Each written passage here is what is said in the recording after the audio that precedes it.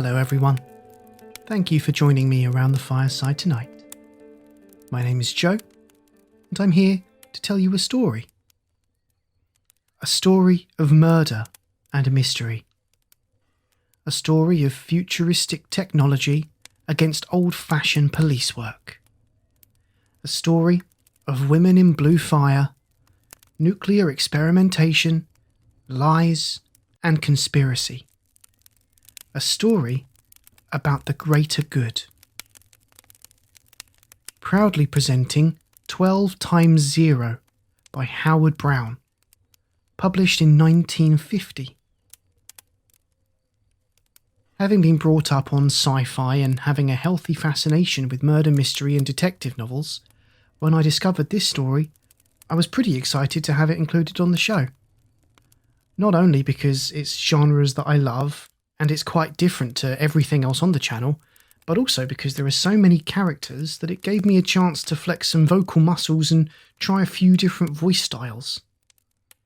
I really do hope you enjoy this 1950s murder mystery. If you'd like to hear more of this kind of stuff, please let me know by leaving a comment, a like or review, or subscribing to whatever platform you're listening on. We are also crowdfunding for the continued existence and expansion of the show. Should you wish to get involved, please check out gofundme.com/talesbythefireside. Everything that you do and every interaction you make truly does mean the world to this channel. Now please, get comfortable, let go of the daylight, and join me for our story.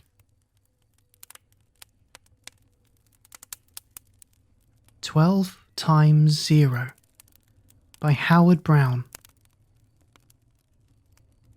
Chapter 1. They brought him into one of the basement rooms. He moved slowly and with a kind of painful dignity as a man moves on his way to the firing squad. A rumpled shock of black hair pointed up the extreme pallor of a gaunt face, empty at the moment of all expression. Harsh light from an overhead fixture winked back from tiny beads of perspiration dotting the waxen skin of his forehead. The three men with him watched him out of faces as expressionless as his own. They were ordinary men who wore ordinary clothing in an ordinary way. Yet, in the way they moved and in the way they stood, you knew they were hard men who were in a hard and largely unpleasant business. One of them motioned casually toward a straight-back chair almost exactly in the centre of the room. "Sit there, Cordell," he said. A quiet voice, not especially deep, yet it seemed to bounce off the painted concrete walls. Wordless, the young man obeyed. Sitting, he seemed as stiff and uncompromising as before. The man who had spoken made a vague gesture and the overhead light went out, replaced simultaneously by strong rays from a spotlight aimed full at the eyes of the seated figure. Involuntarily, the young man's head turned aside to avoid the searing brilliance, but a hand came out of the wall of darkness and jerked it back again. "Just to remind you," the quiet voice continued conversationally, "I'm Detective Lieutenant Kirk, Homicide Bureau." A pair of hands thrust a second chair towards the circle of light. Kirk swung it around and dropped into the seat, resting his arms along the back, facing the man across a distance of hardly more than inches. In the pitiless glare of the spotlight, Cordell's cheekbones stood out sharply, and under his deep-set eyes were dark smudges of exhaustion. His rigid posture, his blank expression, his silence, these seemed not so much indications of defiance as they did the result of some terrible and deep-seated shock. "Let's go over it again, Cordell," Kirk said. The young man swallowed audibly against the silence. One of his hands twitched, came up almost to his face as though to shield his eyes, then dropped limply back. "The light," he mumbled, "stays on, Kirk said briskly. The quicker you tell us the answers, the quicker we all relax, okay? Cordell shook his head numbly, not so much in negation as an effort to clear the fog from his tortured mind. I told you, he cried hoarsely. What more do you want? Yesterday, I told you the whole thing. His voice began to border on hysteria. What good's my trying to tell you if you won't listen? How's a guy supposed... Then try telling it straight, Kirk snapped. You think you're fooling around with half-wits? Sure, you told us. A crazy pack of goofball dreams about a blonde babe clubbing two grown people to death, then disappearing in a ball of blue light. You figure on copping a plea of insanity? It's the truth, Cordell shouted. As God hears me, it's true. Suddenly, he buried his face in his hands, and long, tearing sobs shook his slender frame.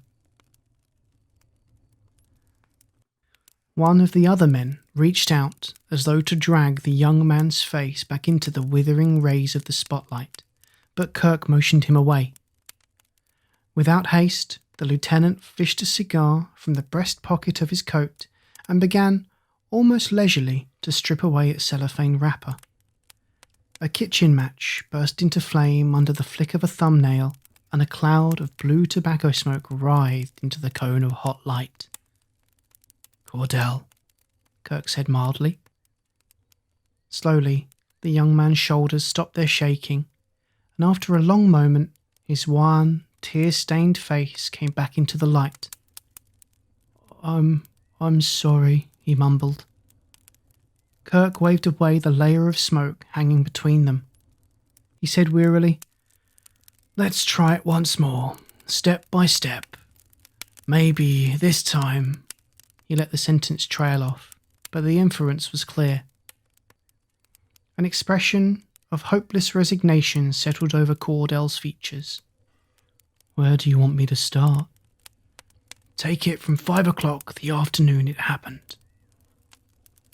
The tortured man wet his lips. 5 o'clock was when my shift went off at the plant. The plant, in case you've forgotten, is the Ames Chemical Company, and I'm a foreman in the dry packaging department.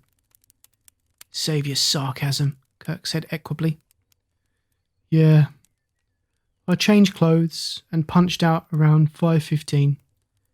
Juanita had called me about 4 and said to pick her up at Professor Gilmore's laboratory. At what time? No special time, just when I could get there. We were going to have dinner and take in a movie. No particular picture. She said we'd pick one out of the paper at dinner. Go on. Well, it must have been about 5:45 when I got out to the university. I parked in front of the laboratory wing and went in at the main entrance. I walked down the corridor to the professor's office. His typist was knocking out some letters and there were a couple of students hanging around waiting for him to show up. How about a smoke, Lieutenant? Kirk nodded to one of the men behind him, and a package of cigarettes was extended to the man under the light. A match was proffered, and the young man ignited the white tube, his hands shaking badly. The lieutenant crossed his legs the other way. Let's hear the rest of it, friend. What for?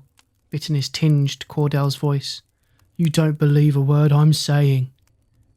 Up to now I do. Well, I said something or other to Alma, she's the prof's secretary, and I went on through the door to the hall that leads to the private lab. When I got... Kirk held up a hand. Wait a minute, you're busting right in on the professor like that? Doesn't sound right. Why not wait in the office for your wife? What for? Cordell squinted at him in surprise. He and I got along fine. When Juanita first went to work for him, he said to drop in at the lab any time, not to wait in the outer office like a freshman or something. Go ahead. Well, the young man hesitated. We're back to the part you don't believe, officer. I can't hardly believe it myself, but so help me it's gospel. I saw it, I'm waiting," Cordell said doggedly. The lab door was open a crack. I heard a woman's voice in there, and it wasn't my wife's. It was a voice like cracked ice, cold and kind of, well, brittle and deadly. That's the only way I can describe it. Anyway, I sort of hesitated there outside the door. Didn't want to go bullying in on something that wasn't none of my business. But on the other hand, I figured my wife was in there, else Alma would have said so. "You hear anything besides this collection of ice cubes?" The young man's jaw hardened. "I'm giving it the way it happened. You want the rest, or you want to trade wisecracks?" One of the men behind Kirk lunged forward. "Why, you cheap punk!" Kirk stopped him with an arm. "I'll handle this, Miller." To Cordell, "I asked you a question. Answer it." I heard Professor Gilmore. Only a couple of words, then 2 quick flashes of light lit up the frosted glass door panel. That's when I heard these 2 thumps like when someone falls down. I shoved open the door fast, and right then I saw her. Kirk nodded for no apparent reason and was careful about knocking a 1/4 inch of ash off his cigar. "Tell me about her." The young man's hands were shaking again. He sucked at his cigarette and left the smoke come out with his words. "She was clear over on the side of the lab, standing a good 2 feet off the floor in the middle of a big blue ball of some kind of soft fire.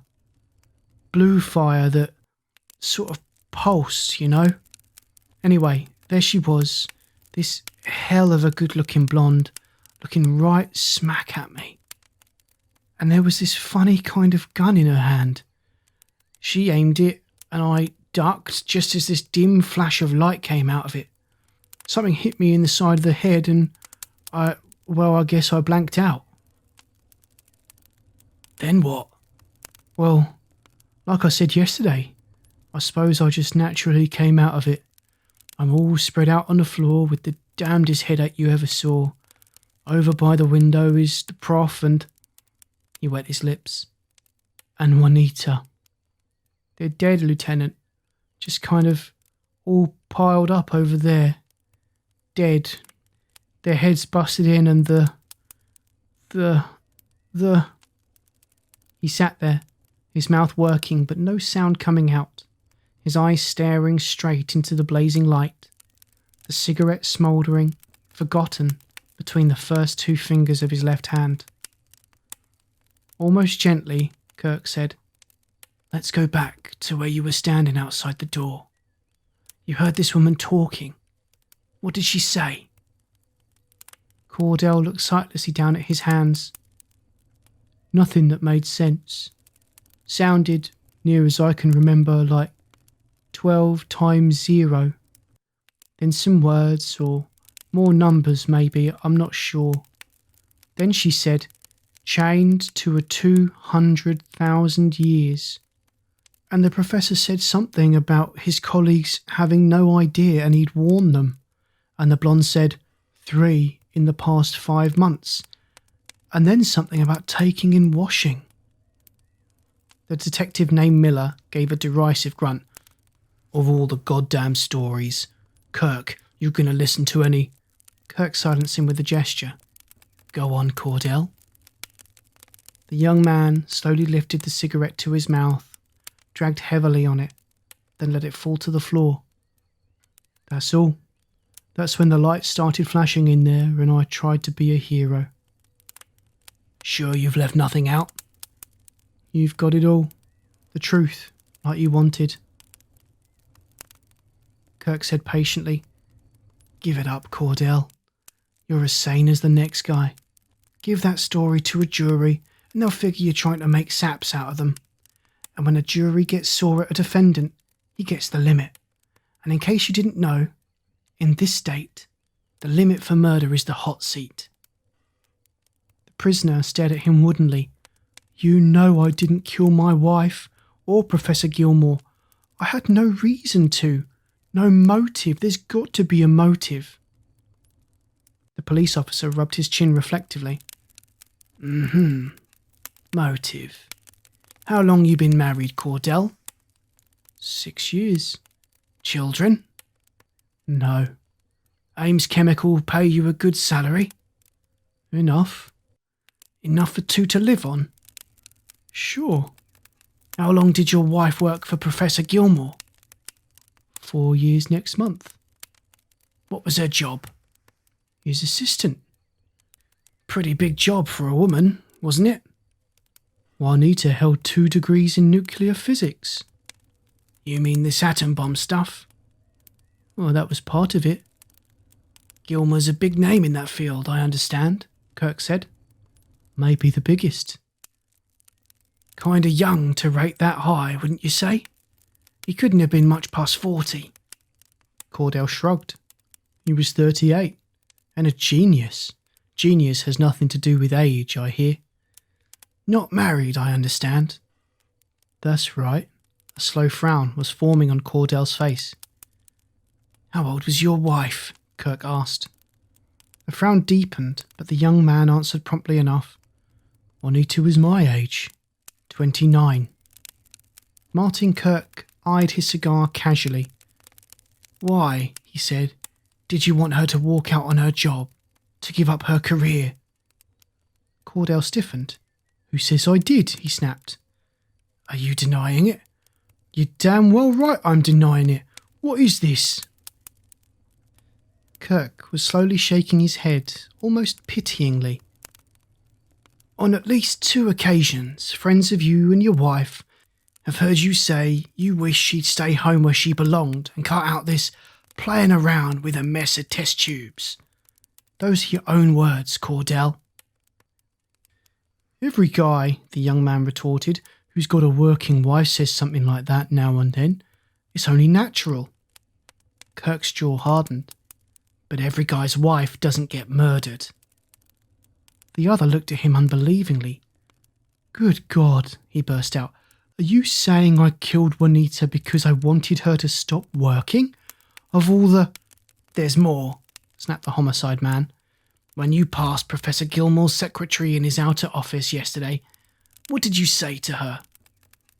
Say to her? The prisoner echoed in a dazed way. I don't know that I...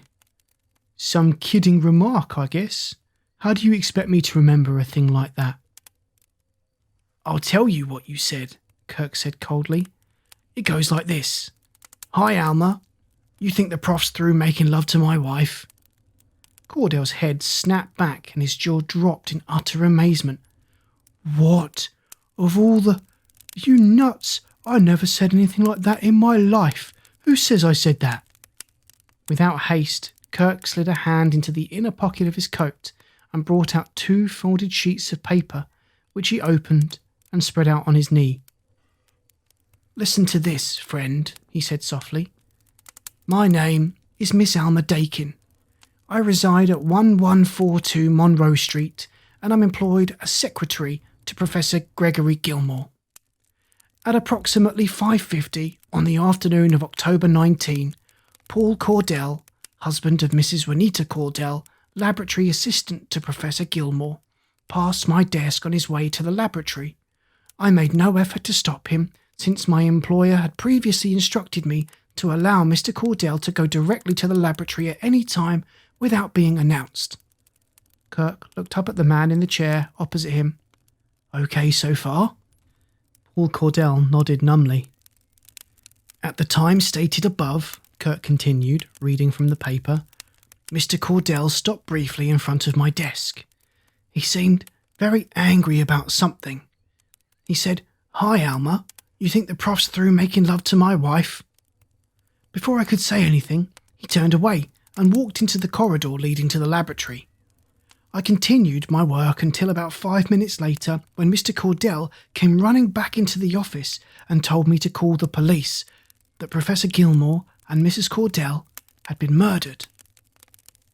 Since there was an automatic closer on the corridor door, I did not see Mr. Cordell enter the laboratory itself. I do know, however, that Professor Gilmore and Mrs. Cordell were alone in the laboratory less than 10 minutes before Mr. Cordell arrived, as I had just then left them alone there after taking some dictation from my employer.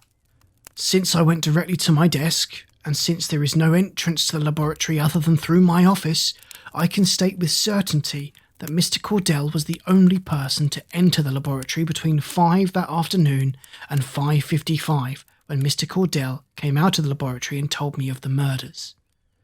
I hereby depose that this is a true and honest statement to the best of my knowledge, and that it is given freely on my part, and that I have read it before affixing my signature to its pages.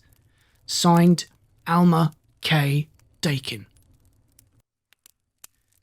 There was an almost ominous crackle to the document as Lieutenant Kirk folded it and returned it to his pocket. Paul Cordell appeared utterly stunned by what he had heard, and his once stiffly squared shoulders were slumped like that of an old man. "I don't have to tell you," Kirk said, "that the only window in that laboratory is both permanently sealed and heavily barred. No one but you could have murdered those 2 people. You say you saw them killed by some kind of a gun, yet a qualified physician states both deaths were caused by a terrific blow from a blunt instrument. We found a lot of things around the lab you could have used to do the job, but nothing at all of anything like a projectile fired from a gun." The prisoner obviously wasn't listening. But she lied," he stammered wildly. "All I said to Alma Daikin was a couple of words, 3 or 4 at the most, about not working too hard. Why should she put me on a spot like that? I just don't get it. Why should she go out of her way to make trouble?" Dawning suspicion replaced his bewilderment. "I get it. You cops put her up to this.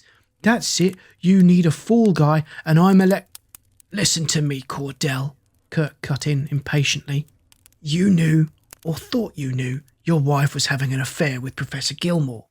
You tried to break it up, to get her to leave her job. She wasn't having any of that, and the more she refused, the sorer you got. Yesterday, you walked in on them unannounced, found them in each other's arms, and knocked them both off in a jealous rage. When you cooled down enough to see what you'd done, you invented this wild yarn about a blonde in a ball of fire, hoping to get off on insanity plea." "I want a lawyer," Cordell shouted. Kirk ignored the demand. "You're going back to your cell for a couple of hours, Buster. Think this over. When you're ready to tell it right, I want it in the form of a witness statement, on paper. If you do that, if you cooperate with the authorities, you can probably get off with a fairly light sentence. Maybe even an outright acquittal, on the old unwritten law plea. I don't make any promises. Gilmore was a prominent man, and a valuable one. That might influence a jury against you, but it's the only chance you've got, and I'm telling you, by God, to take it." Cordell was standing now, his face working. "Sure, I get it. All you're after is a confession. What do you care if it's a flock of lies? My wife wouldn't even look at another man, and not you or anybody else is going to make me say different. That blonde killed them, I tell you, and I'll tell a jury the same thing. They'll believe me. They're not a bunch of lousy framing cops. You'll find out who's—" Lieutenant Martin Kirk wearily ground out his cigar against the chair rung. "All right, boys, take him back upstairs." Chapter 2. It was a grey, chill day late in November, and by 4:30 that afternoon the ceiling lights were on. Chenovich, the young plainclothes man recently transferred to homicide from robbery detail, stopped at Martin Kirk's cubbyhole and slid an evening paper across the battered brown linoleum top of the lieutenant's desk. "This order interests you?" he said, jabbing a chewed thumbnail at an item under a 2-column head halfway down the left side of page 1. Cordell draws death nod. Killer of wife and atom wizard to face chair in January. Paul Cordell, 29, was today doomed by criminal court justice Edwin P. Reed to death by electrocution the morning of January 11th for the murders of his wife, Juanita, 29, and her employer, world-famous nuclear scientist Gregory Gilmore. A jury last week found Cordell guilty of the brutal slayings despite his testimony that it was a mysterious blonde woman floating in a ball of blue fire who had blasted the victims with a ray gun on that October afternoon. Ignoring the girl from Mars angle, alienists for the prosecution pronounced the handsome defendant sane, and his attorneys were powerless to offset the damage. The final blow to Cordell's hopes for acquittal, however, was administered by the state's key witness, Alma Daikin, Gilmore's former secretary. For more than 3 hours, she underwent one of the most grilling cross-examinations in local courtroom. Kirk shoved the paper aside. What could he expect when he wouldn't even listen to his own lawyers? They'll appeal. They have to. But it'll be a waste of time. He leaned back in the creaking swivel chair and began to unwrap the cellophane from a cigar. In a way, he said thoughtfully, I hate to see that kid end up in the fireless cooker. In this business, you get so you can recognise an act when you see one. And I swear Cordell wasn't lying about that blonde and her blue fire. At least he thought he wasn't. Chenovich yawned. I say he was nuts then, and he's nuts now. What do them bug doctors know? I never seen one yet could count his own fingers. The telephone on Martin Kirk's desk rang while he was lighting his cigar. He tossed the match on the floor to join a dozen others and picked up the receiver. Homicide, Lieutenant Kirk speaking. It was the patrolman in the outer office. Woman out here wants to see you, Lieutenant. Ask for you personally. What about? She won't say. All I get is it's important and she talks to you or nobody. What's her name? No, sir. Not even that. Want me to get rid of her? Kirk eyed the mound of paperwork on his desk and sighed. Probably a taxpayer. All right, send her back here. A moment later, the patrolman loomed up outside the cubbyhole door, the woman in tow. Lieutenant Kirk remained seated, nodded briskly toward the empty chair alongside his desk. Please sit down, madam. You wanted to see me? You are Mr. Kirk? Almost on the husky side. Lieutenant Kirk. Of course, I am sorry. While she was being graceful about getting into the chair, Kirk stared at her openly. She was worth staring at. She was tall for a woman and missed being voluptuous by exactly the right margin. Her face was more lovely than beautiful, chiefly because of large eyes so blue they were almost purple. Her skin was flawless, her blonde hair worn in a medium bob fluffed out, and her smooth-fitting tobacco brown suit must have been bought by appointment. She looked to be in her mid-20s and was probably 30.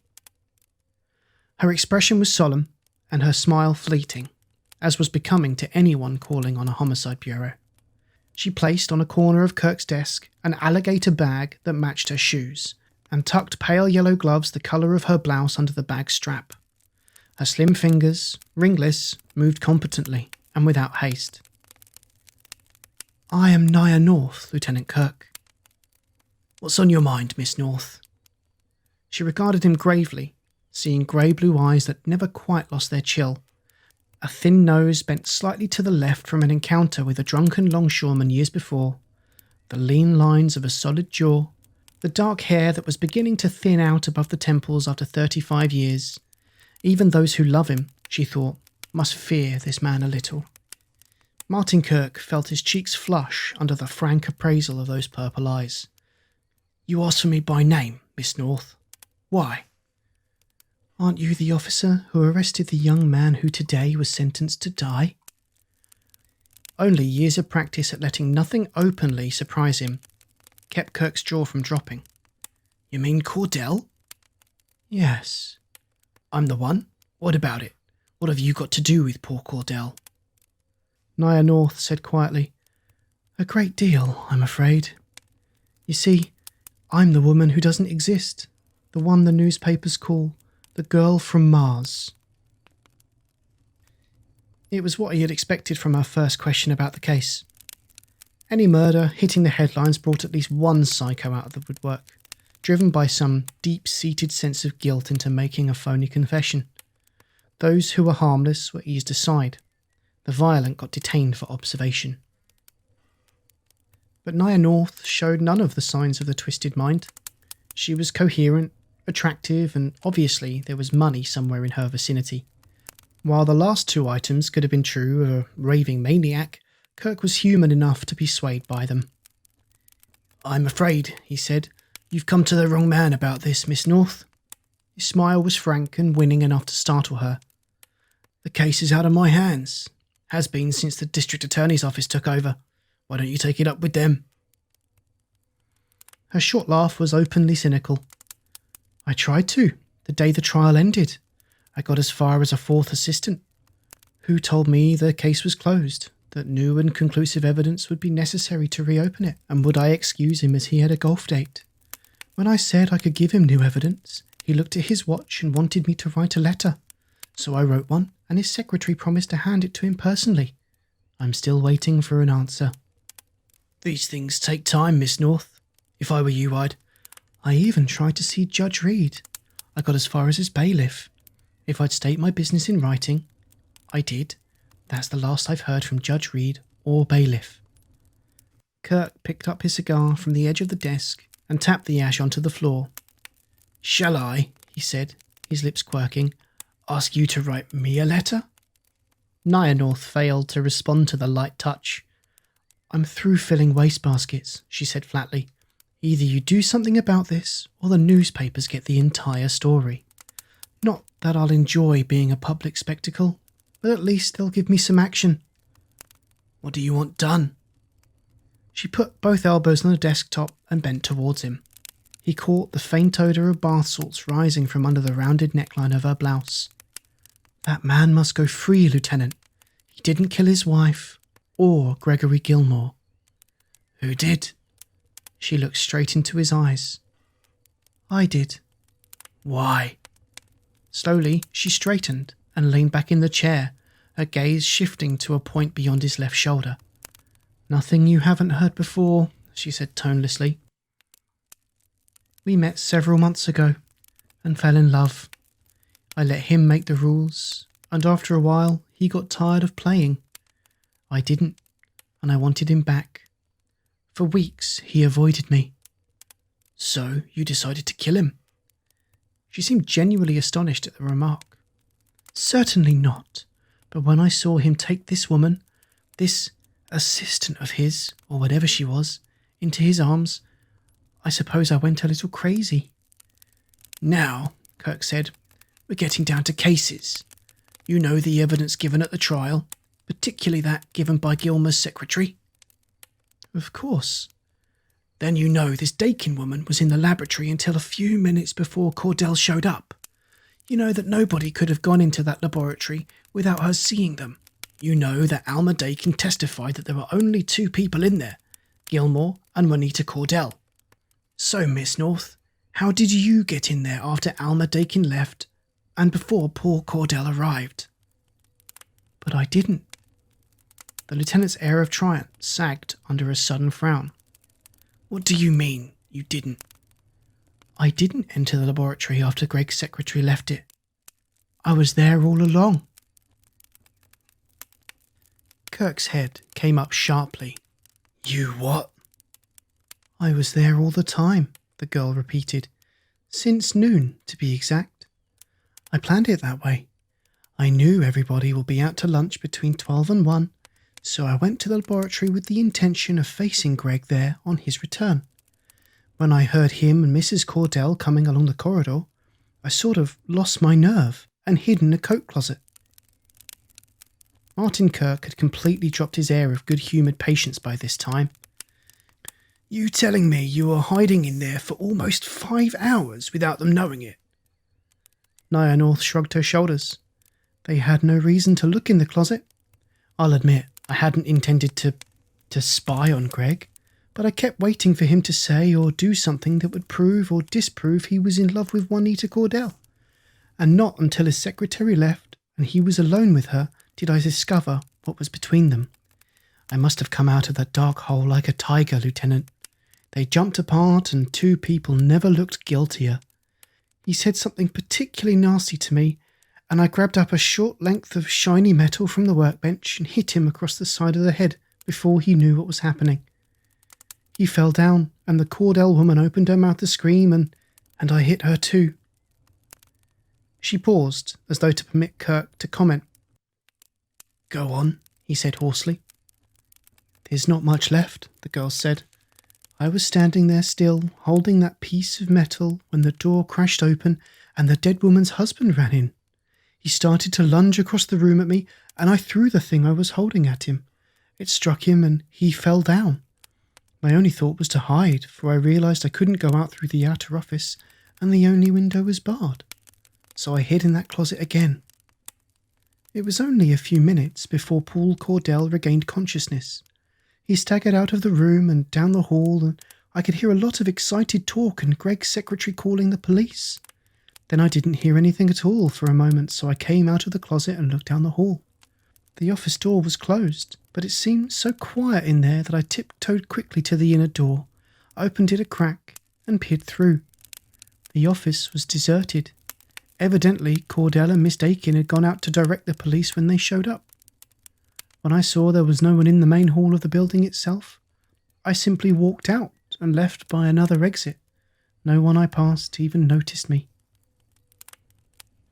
For a long time after Nia North had finished speaking, Martin Kirk sat as though carved from stone, staring blindly into space.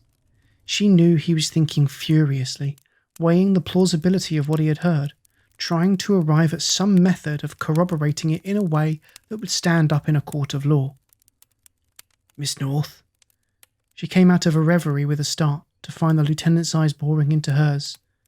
"This shiny hunk of metal you used, where is it now?" "Oh, I'm sure I wouldn't know. Probably someplace in the laboratory, unless somebody took it away. I do seem to remember picking it up and tossing it back with several others like it on the bench." "Then it's still there," he said slowly. "Judge Reed ordered the rooms sealed up until after the trial. And then there's the closet. Were you wearing gloves that afternoon, Miss North?" She said, "No. You're thinking of fingerprints?" "If you're telling the truth," he said, "there's almost certain to be some of your prints on the inside of that closet door. Maybe even on that length of metal, if we can find it." She said almost carelessly, "That's all you need to clear Paul Cordell, is it?" "It would certainly help." He swung round in the chair, scooped up the telephone, and gave a series of rapid-fire orders, then dropped the instrument on its cradle and turned back to where she sat, watching him curiously. He said, "A few things I still don't get, like the business of your standing 2 feet off the floor in a ball of blue light, and the flashes of light just before Cordell heard his wife and Gilmore fall to the floor. Even the snatches of conversation he caught while still in the hall. He couldn't have dreamed all that stuff up, at least not without some basis." She had opened her bag and taken out a cigarette. Kirk ignited one of his kitchen matches and she bent her head for a light. He could see the flawless curve of one cheek and the smooth cap of blonde hair, and he resisted the urge to pass a hand lightly across both. Something was stirring inside the lieutenant, something that had long been absent, and he reflected wryly, all because of a girl who had just finished confessing to 2 particularly unpleasant murders. Nia North raised her head and their eyes met and held. Her lips parted slightly as she caught the unmistakable message in those grey-blue depths. The moment passed. The spell was broken, and she leaned back in her chair and laughed a little shakily. "I read about those statements of his in the papers, Lieutenant. I think perhaps I can at least partially explain them. As I remember it, there were several Bunsen burners lighted on the laboratory bench near that window. They give off a blue flame, you know, and I must have been standing near them when Paul Cordell came charging in. In his confused frame of mind, he may have pictured me as being in a ball of flame." "Sounds possible," the man admitted, frowning. "What about those flashes of light?" "You've got me there, unless they were reflections of sunlight through the windows, from the windshield of a passing car, perhaps." "And the things he heard you and Gilmore saying?" She shook her head regretfully. "There, I'm simply in the dark. I don't see how he could have twisted what little we said into the utterly fantastic nonsense he claims to have heard." Kirk rubbed a hand slowly along the side of his neck, still frowning. Kirk rubbed a hand slowly along the side of his neck, still frowning. "He could have confused that length of metal in your hand as a gun. Well," his shoulders lifted in the ghost of a shrug, "it all seems to add up. Except one thing. Cordell had been tried and convicted, leaving you in the clear. Why come down here voluntarily and stick your lovely head in a noose?"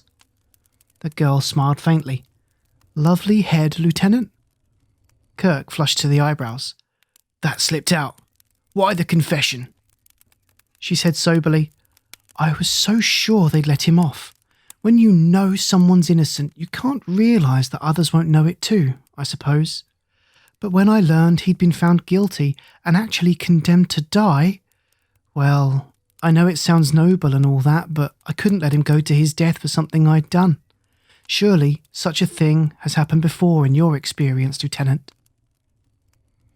He watched as she drew smoke from the cigarette deeply into her lungs and let it flow out in twin streamers from her nostrils.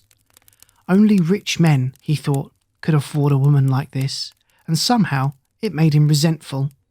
What right did she have to walk in here and flaunt a body like that in his face?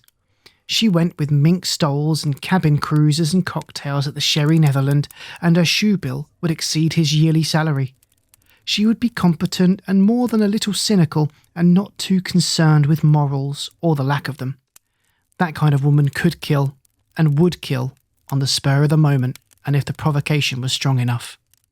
"Well, Lieutenant?" She said it lightly, almost with disinterest. Then Kirk was all right again, and he was looking at a woman who had just confessed to murder. "You heard the phone call I made a moment ago, Miss North. 2 men from the crime lab are already on their way to the university. If they find your fingerprints inside that closet, if they can turn up anything to prove you've been in Gregory Gilmore's laboratory, then you and that evidence and your confession get turned over to the DA and Paul Cordell will be on his way to freedom." "And if those men don't find anything?" "Then," he told her rudely, "you're just another crackpot and I'm tossing you and your phony confession out of here."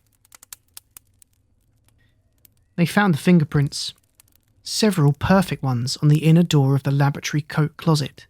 But even more conclusive was their discovery of a short length of polished metal pipe among the dismantled parts of a Clayton centrifuge.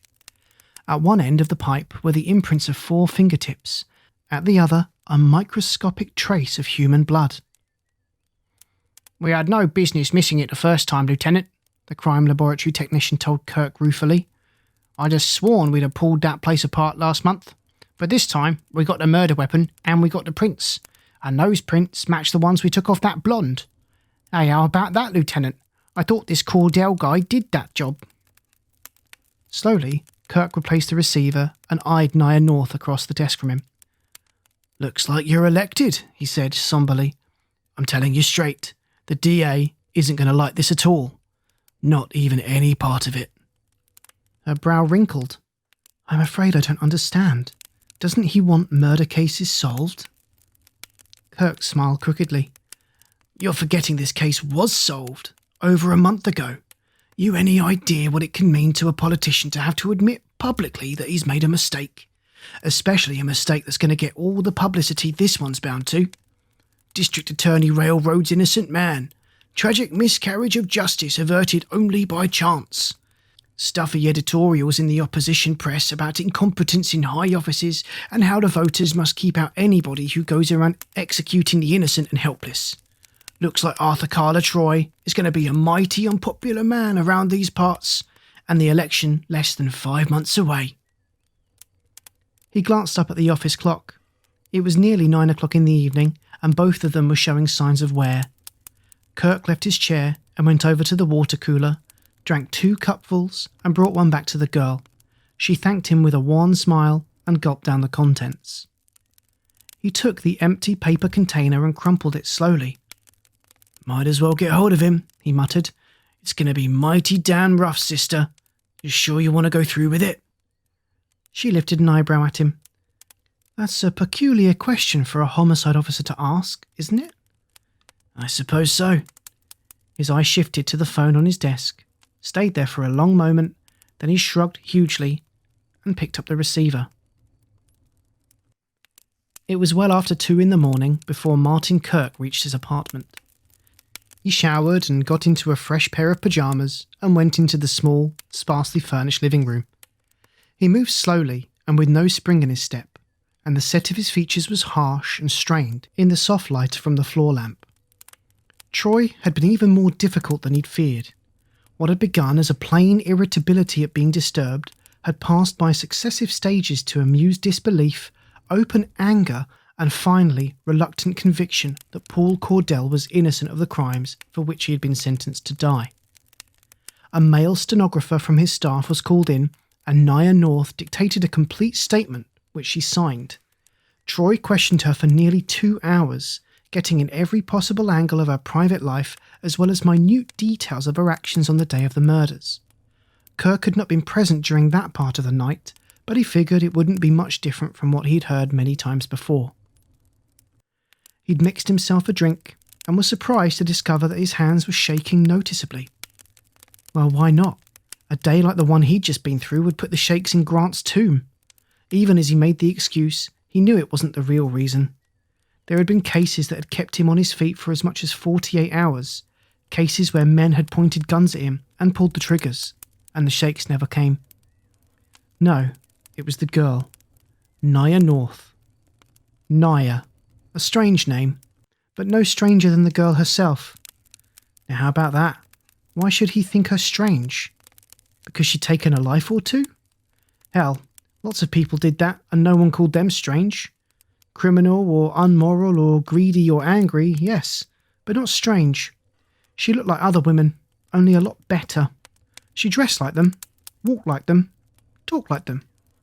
So why strange? Because she was strange. Nothing you could put your finger on made her that way, but that's the way she was. He threw his cigar savagely into the fireplace. He went over and made another drink and poured it down fast, and another one after it, right on its heels. Then he went to bed. Today, was a work day, and work days were tough days, and he needed his rest. He didn't get much of it, though. The phone woke him in a few minutes after 7 o'clock. It was Arthur Carla Troy at the other end, and the DA was too angry to be coherent. It seemed Nia North had disappeared from her locked cell during the night. Chapter 3. I don't give a triple distilled damn what you say, Troy snarled. Nobody's got enough money to make that kind of payoff. 5 men, Lieutenant. 5 men and 5 locked doors stood between that girl and the street, and you sit there and try to tell me someone bought all 5 of them off? Then, Kirk said heatedly, what's your explanation? It had been going on this way for over an hour. The morning sun came in weakly at the window behind Troy's huge polished mahogany desk, picking up random reflections from the collection of expensive gadgets littering the glass top. Troy began to wear another path in the moss-coloured broadloom carpeting. He was big and broad and getting puffy round the middle, like a one-time halfback going to seed. His round, heavy-featured face was even more florid than usual, and his heavy growth of reddish-blonde hair needed a comb. Martin Kirk pushed himself deeper into the depths of a brown leather chair and watched the DA through brooding eyes. He wanted a cigar, but it was too early in the morning for that kind of indulgence. You needed a good breakfast and a couple of cups of coffee before... I don't explain it, Troy said in quieter tones. He was standing by the window now, staring down into the boulevard, passing that side of the criminal courts building. It's one of those things that make me think my sainted mother wasn't so wrong when she used to tell me about elves and gnomes and leprechauns and fairies and... Kirk made a sound deep in his throat. Nia North was a hell of a long way from being a leprechaun. Somebody wanted her out of there for some reason, and they got her out. I want to know who took her out, why she was taken, and where she is now. And I'm going to find out the answers to all 3 if I have to turn this town on its ear. Go ahead, Troy said. Hop right to it and I wish you luck. Only leave me and my people out of it. Seems to me you're mighty damned anxious to be left out. Arthur Carla Troy turned on his heel and strode towards the lieutenant until he was towering over him. Just what, he said between his teeth, do you mean by that crack? Figure it out for yourself, Kirk snapped. And I'm sure you can. Troy reared back as though the police officer had pulled a gun on him. Why I'll have you busted for making a dirty insinu... You couldn't bust a daisy chain at the police department, Kirk growled. The commissioner hates your guts, and you know that as well as I do. Now, let's cut out all this hokey-pokey and pick up a few loose ends. The first thing, what about Paul Cordell? All the wide-eyed fury seemed to go out of Troy's face like water down the bathtub drain. He turned away and walked slowly back to his desk chair and sat down. He said, "What about Cordell?" in a soft voice. "The morning paper," Kirk said, "reports he was taken up to Hillcrest last night. The warden out there's probably got him in death row already." "Uh-huh. Well, let's get him out of there.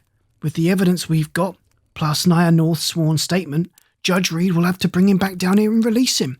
At least on bail until we can find the girl. The man's innocent, Mr. DA. Have you forgotten?" "Yes." "Yes? Yes what?" "I've forgotten he's innocent," Troy said quietly. "Matter of fact, he's guilty as hell." The lieutenant half rose from his chair. "Now wait a minute. You heard that girl's story and you've got the evidence I turned over to you right here in this office last night. What more?" "I'll tell you what more," Troy snapped. "That girl was a fraud. Her story was a downright lie and that evidence was faked. Let me tell you something else, mister. Within 5 minutes after the guard downstairs reported your girlfriend missing, I had 5 squads of my men out running down the personal information she gave me a few hours before. And you know what they found out? Every bit of what she told me was false. Hear that? False. It took my men about 1 hour to prove as much, for the simple reason that not one lead planned out. Not one. And you know what I think?" Martin Kirk opened his mouth, but nothing came out but a strangled croak. "I think you and this dame worked out the whole thing between the two of you to save Cordell's neck. Who could do a better job of faking evidence than a crooked cop? What's more, you might have gotten away with it too, only it suddenly dawned on the girl that she was getting in too deep." "And so," Kirk cut in hotly, "she calmly walked through 5 locked sets of iron bars and went back to Mars." He stood up and crossed to the desk and leaned down with his palms in the centre of the brown blotter. "You won't get away with it, Troy. You didn't want any part of this new development from the minute I called you on the phone last night. You knew it could show you and your whole organisation up as a bunch of bunglers and incompetents. So you got rid of the girl, thinking that without her, the truth of those murders would never get out to the voters. Well, it won't work, fatso. The evidence I dug up is strong enough to reopen the case without Naya North. All I have to do is put that evidence in front of Judge Reed and—" Troy was smiling wolfishly. "What evidence, Lieutenant?" Kirk stiffened. "You know damn well what evidence. It's in your files right now. Naya North's statement, the strips of panelling from that coat closet, the murder weapon. I turned the whole works over to you." The DA was shaking his head. "We don't keep worthless junk around here, my boy. The Cordell case is closed. The guilty man is awaiting execution. Sure, you can run along and tell the judge all about it. Tell the newspapers, tell Cordell's defense attorneys, tell the world for all I care. See who'll touch it without something more concrete than your highly imaginative daydreams. For all you can prove, the girl might have confessed the whole thing was a hoax and we tossed her out of here last night. I'm a busy man, Lieutenant. Good morning, good luck, and kindly close the door on your way out." Chapter 4. Lieutenant Martin Kirk shoved the pile of mimeograph pages aside. 3 hours spent in going through the complete transcript of the Cordell trial and nothing to show for it but stiff muscles and an aching head. "Give it up," a small voice in the back of his mind urged. "You haven't got a leg to stand on as far as getting any action out of the authorities. Troy and his gang put the fear of God in that purple-eyed dame and shipped her out of the state. You lose, brother, and so does that poor devil up in death's row." He drummed his fingers over and over on the arm of his chair and listened to the everyday sounds of a normal day at the Homicide Bureau. A new day, a new set of problems, and why knock yourself out over something that doesn't concern you? Thing to do was go down to the corner tavern and have a couple of fast ones and watch an old movie on television. Yes, sir, that's exactly what he'd do. He went back to the mimeograph pages. For the fourth time, he read through Cordell's testimony of what had happened that October afternoon, and it was there that he came across the first possible break in the stone wall. Once more, Martin Kirk went over the few lines, although by this time he could have come close to reciting them from memory. It was an excerpt from Arthur Carla Troy's cross-examination of the defendant after Cordell's counsel, in a last desperate effort to swing the tide of a losing battle, had placed him on the stand. Q. By Troy. Now, Mr. Cordell, I direct your attention to the point in your testimony at which first entered Professor Gilmore's outer office. What time was this? A. At about 5:45 p.m. Q. Who was in that office at that time? A. Alma Daikin, their professor's secretary, and a couple of students, although they were at the other end of the room and I didn't pay much attention to them. Q. But you did pay attention, as you call it, to Miss Daikin? A. Well, I spoke to her, if that's what you mean. Q. That's exactly what I mean, Mr. Cordell. And what was it you said to her? A. Something about it was too late in the day to be working so hard. Q. That was all? A. Yes, sir. Q. Remember, Mr. Cordell, you're under oath. Now I ask you again, was that all you said to her at that time? A. Yes, sir. Q. It isn't possible you've forgotten some additional remark? Think carefully, please. A. No, sir, that's all I said. I swear it. Q. Very well. Now how well do you know Miss Daikin? A. Just to speak to. Q. Have you ever seen her outside Professor Gilmore's office? A. No, sir. Q. Ever ask her for a date? A. No, sir. Q. Did you ever have an argument with her? A discussion of any kind that might have become a bit heated? A. No, sir. Q. Then to your knowledge she'd have no reason to dislike you? A. No, sir. Q. Very good. Now, Mr. Cordell, I want to read you an excerpt from the testimony given by Miss Daikin in this court. Mr. Cordell was looking very angry when he came in. He came up to me and bent down over the desk and said so low I could hardly hear him, "Hi, Alma, you think the prof's through making love to my wife?" I now ask you, Paul Cordell, isn't that what you said to Alma Daikin? Not that she was working too hard or whatever it was you claim to have said? A. No, sir. I didn't say anything like she said I did. I wouldn't insult my wife by saying such a thing to a third. Q. Just answer the questions, Mr. Cordell.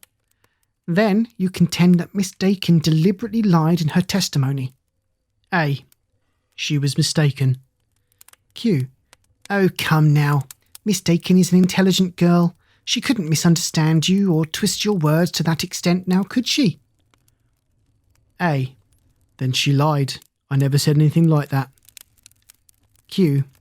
What reason would she have for lying, Mr. Cordell? By your own statement, she hardly knew you. Always greeted you pleasantly on the times you came to the office. Never got into any arguments with you, and never saw you outside the office. She had worked for Professor Gilmore for 5 or 6 months, has excellent references, and is well liked by her friends. Yet you're asking us to believe that she coldly and deliberately lied to get you into trouble. Is that true? A. All I know is she lied.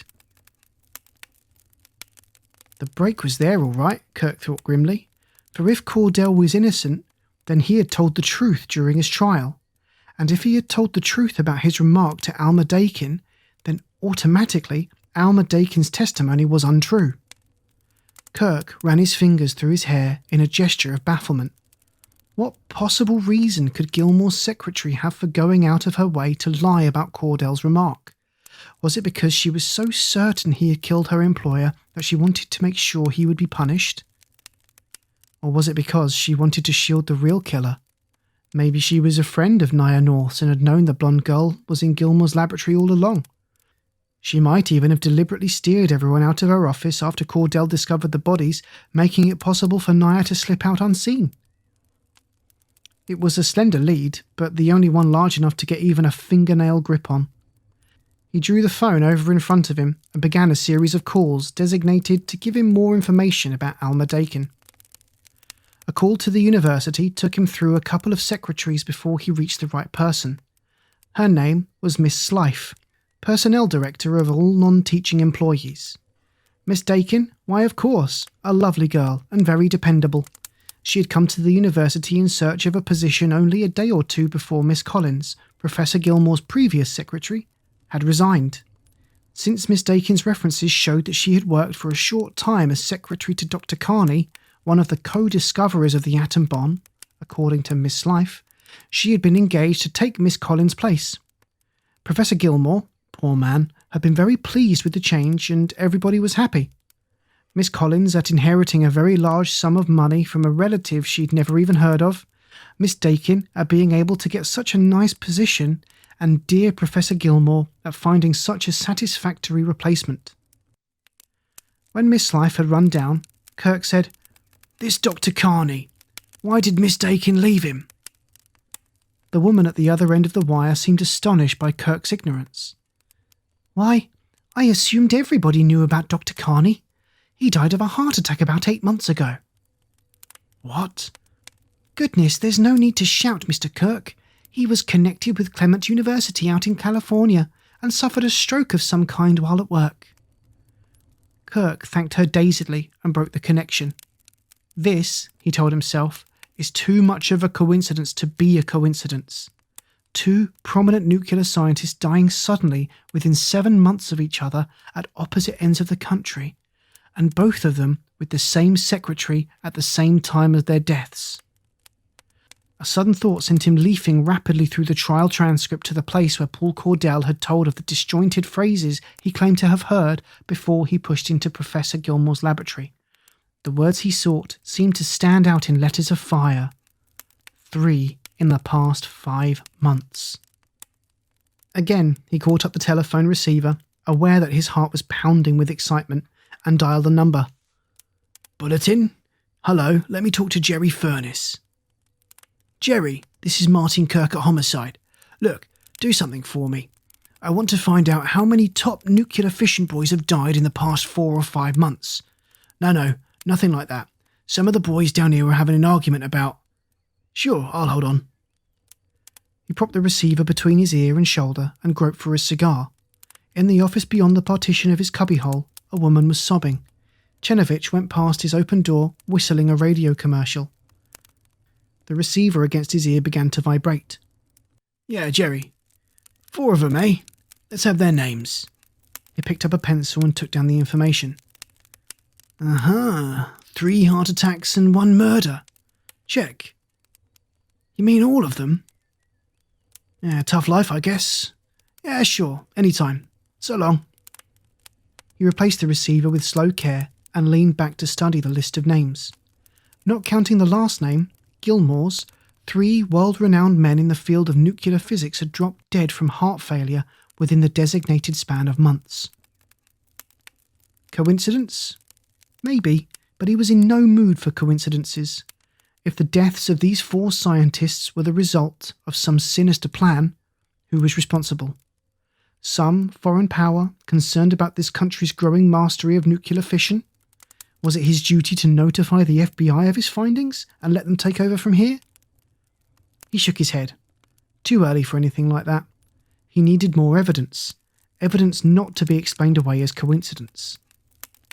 Once more, Lieutenant Martin Kirk went back to analysing the broken phrases Cordell had picked up whilst eavesdropping that October afternoon. 12 times 0 made no sense at all, unless it could be the combination of a safe? Hardly possible. No combination he'd ever heard of would read that way. The next one then. Chained to 200,000 years. Another blank. Could mean anything or nothing. Next. A. Sounded like the professor said something like, His colleges had no idea, and he'd see they were warned right away. Kirk bit thoughtfully down on the corner of his lip. Gilmore didn't own any colleges, and how do you go about warning one? Maybe the word was college, meaning the one where he had his laboratory. But actually it wasn't a college at all, it was a university. Not much difference to the man on the street, but to the professor... Wait a minute, not colleges, colleagues. It was his colleagues Gilmore had promised to warn, and that word meant men and women in the same line of work as the professor, nuclear physics. Things, Kirk told himself with elation, were looking up. The business about 3 in the past 5 months was next, but he felt sure of what that had meant. But the last of the quotations went nowhere at all. Something about taking in washing. Under less tragic circumstances, a nonsense line, but Cordell hadn't actually heard the words clearly enough to quote them with authority. That could mean he had heard words that sounded like taking in washing. Taking, baking, making, slaking, raking. The list seemed endless. Washing could have been the first 2 syllables of Washington, and Washington would be the place where the Atomic Energy Commission hung out. Still too hazy.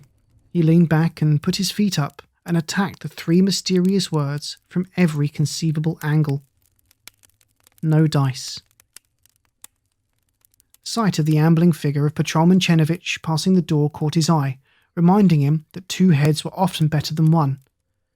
"Hey, Frank." Chenovich came in. "Yeah, Lieutenant? Something doing?"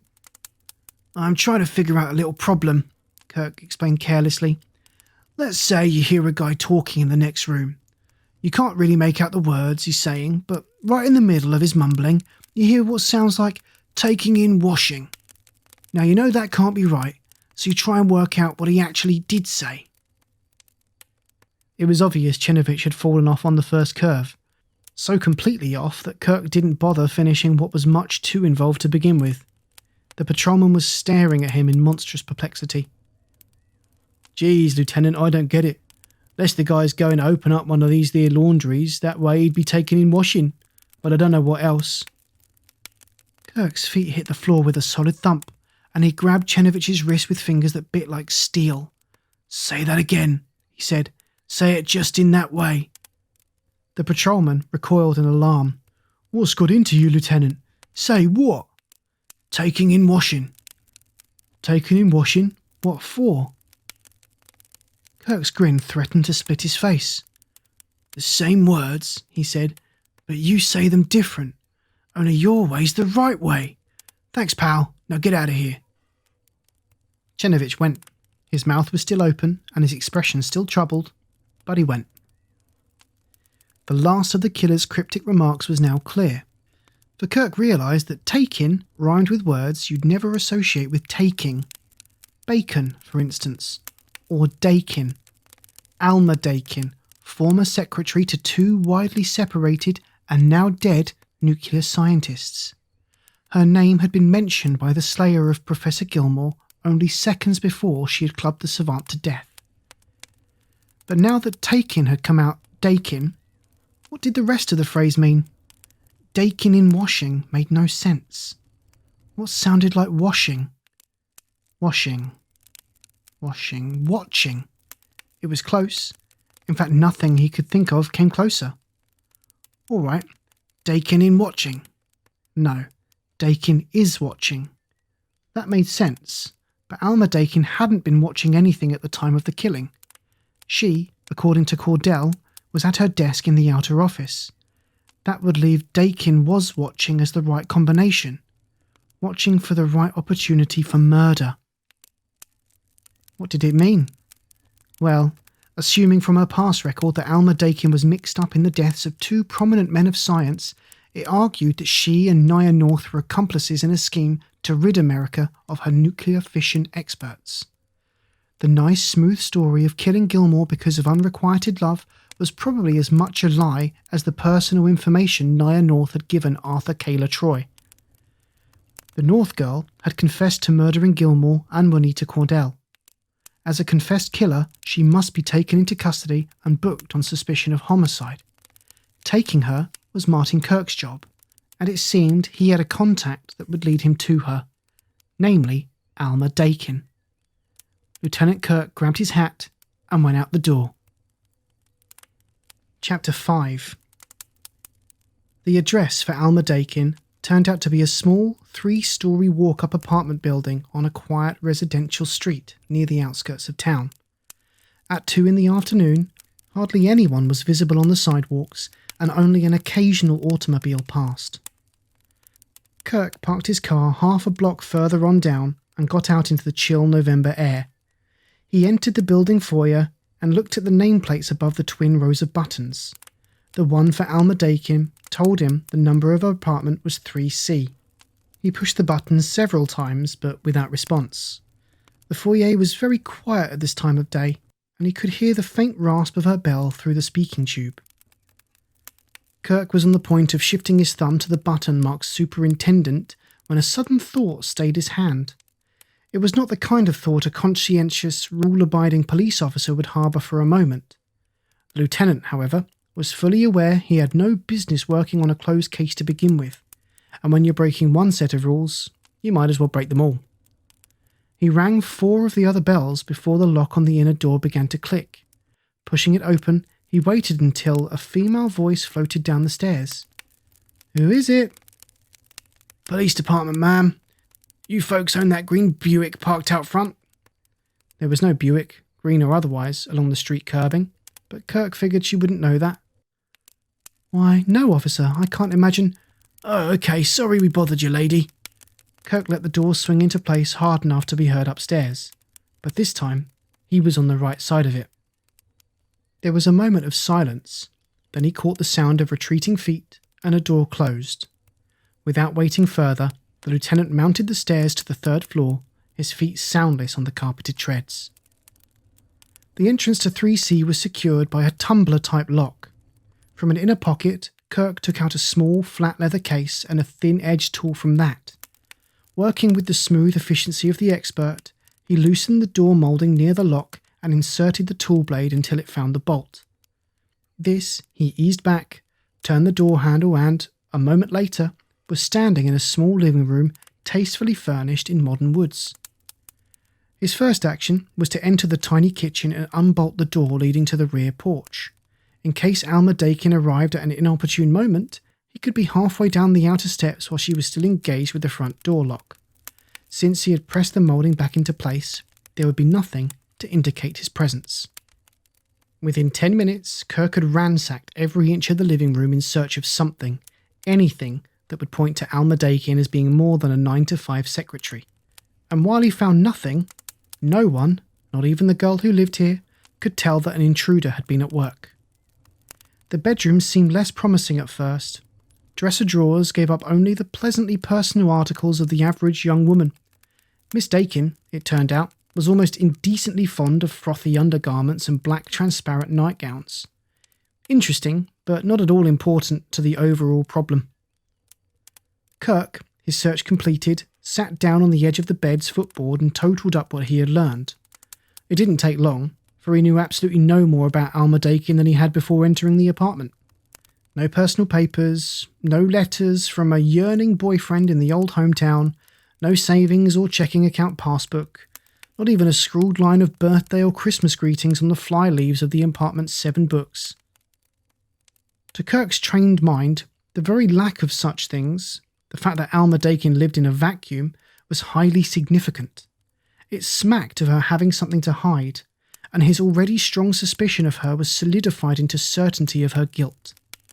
But certainty was a long way from rock-ribbed evidence, and that was something he must have to proceed further. He was ready to leave when it dawned on him that he had not yet looked under the bed. Kneeling, he pushed up the hanging edge of the green batik spread and peered into the narrow space. Nothing. Not even a decent accumulation of dust. The light from the window was too faint, however, to reach a section of the floor near the footboard. Kirk climbed to his feet and attempted to shove that end to one side. The bed failed to move. He blinked in mild surprise and tried again. It was only by exerting almost his entire strength that he was able to shift the thing at all, and then no more than a few inches. He felt his pulse stir with the thrill of incipient discovery. Once he made sure nothing was anchoring the bed to the floor, he began to tap lightly against the wood in an effort to detect a possible false panel. Within 2 minutes, he located an almost microscopic crack in the headboard, cleverly concealed by a decorative design running along the base. He ran his fingers lightly along the carvings until they encountered a small projection which gave slightly under pressure. Kirk pressed down harder on the knob. A tiny click sounded against the silence, and a section of wood some 3 feet square swung out. Lifting it aside, the detective found himself staring at an instrument board of some kind with a series of buttons and dials countersunk into it. The board itself formed a part of what was obviously a machine of some sort which evidently contained its own power, for there seemed to be no lead-in cord for plugging into a wall socket. It could, Kirk thought, be a shortwave radio transmitter. If it was, it looked like none he had ever come across before. On the other hand, it could be some sort of infernal machine, ready to blow half the city to bits at the turn of a dial. Even as his mind was weighing the advisability of tampering with the thing, his fingers were reaching for the various controls. Gingerly, he moved 1 or 2 of the dials, but nothing happened. A little more boldly now, he began to depress the buttons. As the third sank in, a low humming sound began to fill the room. Before Kirk could find a cut-off switch of some kind, the faint light of day streaming through the room's one window winked out, plunging him into a blackness so infinitely deep that it was like being buried alive. Nothing can plunge a man into the sheerest panic like the absence of light. Even a man like Martin Kirk, who had walked almost daily with danger for the past 15 years.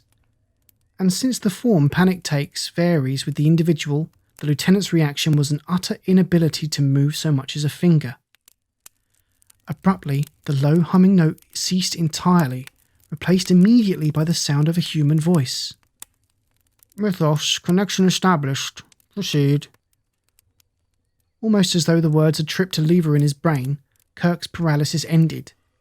Both his hands seemed to swoop of their own volition to the invisible control panel, and their fingers danced across the dials and buttons. "Mythos," said the voice again. It seemed to swell and recede, like a direct radio newscast from half around the world. "Contact estab—" The word ended as though it had run into a wall. The humming note came back, then ceased, and without warning, daylight from the window washed over the bewildered and thoroughly frightened police officer. Not until 5 minutes had passed was Martin Kirk sufficiently in control of his nervous system to even attempt replacing the loose panel on the headboard. When at last he managed to do so, he returned the bed to its original position, closed and bolted the kitchen door, took one last look around to make sure nothing was out of place, then slunk out of the apartment. By the time he was back behind the wheel of his car and had burned up half a cigar, Kirk's brain was ready to function with something like its normal ability. He sat limp as Satan's collar, trying to piece together the significance of the last half hour's events. There was no longer any doubt that Alma Daikin was in this mess up to her bangs. Linked as she was to the murders, and Kirk was convinced heart disease had nothing to do with it, of those scientists. He would have sworn she was a foreign agent bent on weakening America's defences. Except for one thing. That machine. The kind of mind that could design and put together a mechanism like that was not of this planet. No longer did Paul Cordell's story of a girl who floated in a ball of blue fire sound like the ravings of a deranged brain. And the seeming miracle of Naya North's escape from a cell block now passed from fantasy to the factual. What to do about it? Martin Kirk, at this moment undoubtedly the most bewildered man alive, put his head in his hands and tried to reach a decision. Take his story to the police commissioner? It would mean a padded cell, and without even bothering to see if Alma Daikin possessed a machine more complicated than electric iron. Some government agency? By the time the red tape was unsnarled, the former secretary could have reached Pakistan on foot. Slowly, from the depths of his terror of the unknown, Martin Kirk's training in police procedure began to make itself felt. A plan started to form. Hazy at first, then in a sharp and orderly pattern. He left the car and returned to the apartment building. A glimpse of his badge and a few incisive orders master's requests reduced the superintendent to a state of almost obsequious cooperation. Nor was the tenant of apartment 3D, a middle-aged spinster, any less anxious to assist the law. It seemed she had an older sister living on the other side of town who would be happy to put her up for a few days. She departed within the hour, a travelling bag in one fist. Before that hour was gone, Chenovich, in response to a sizzling phone call, skidded a department car to a stop at the curb a block from the building. He delivered a dictograph to his superior, listened to a grim warning to keep his mouth shut about this at headquarters, asked a couple of questions that drew no answers, and departed as swiftly as he had come. The next step was the dangerous one. The superintendent admitted Kirk to the Daikin apartment and went down to the foyer to ring the bell in case the girl arrived at the wrong time. He soothed the lieutenant's anxiety somewhat by explaining that she seldom returned to the place before 7 o'clock, over 3 hours from now, but Kirk was taking no chances. By 5 o'clock, he had Alma Kirk's bedroom bugged and the instrument in working order and thoroughly tested. He was painstaking about removing all traces of plaster and sawdust and bits of wires before pushing the dresser back into place to cover the dictagraph's receiver. He found the superintendent stiffly on guard in the foyer and gave him his final instructions.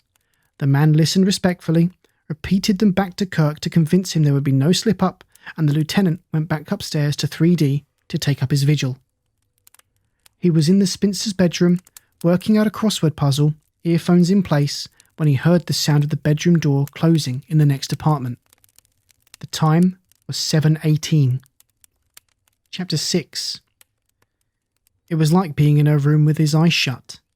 The soft scraping of drawers opening and closing, the creak of a chair being sat in, the cushioned thump of shoes dropped to the carpeted floor, even the rustle of a nylon slip as she drew it over her head. It seemed much too early for her to turn in for the night. Was he going to be forced to sit there and listen to 12 to 14 hours of feminine snoring? It would be damned unlikely in view of what was a cinch to be running through her mind. Minutes later, he heard her leave the bedroom, followed at once by the muted roar of a running shower. After that had lasted a normal length of time, the sound ceased and naked feet were audible on the bedroom rug. There was more opening and closing of drawers, the whisper of clothing being donned, and an irregular clicking sound like tapping glass against glass, which he finally interpreted as part of the ritual of alternately combing and brushing her hair while in front of the glass-topped vanity. If there was anything of a panicky nature in her movements, it would take better ears than his to detect it. But for Alma Daikin to get away with her kind of job required the nerves of a lion trainer, no matter what pressures she was subjected to. Kirk stretched his legs, dug a cigar from the breast pocket of his coat and got it burning, then went back to the crossword puzzle with half his attention, keeping alert for any significant sound from the other apartment. His years as a minion of the law had adequately conditioned him to the utter boredom that went with the ordinary stakeout.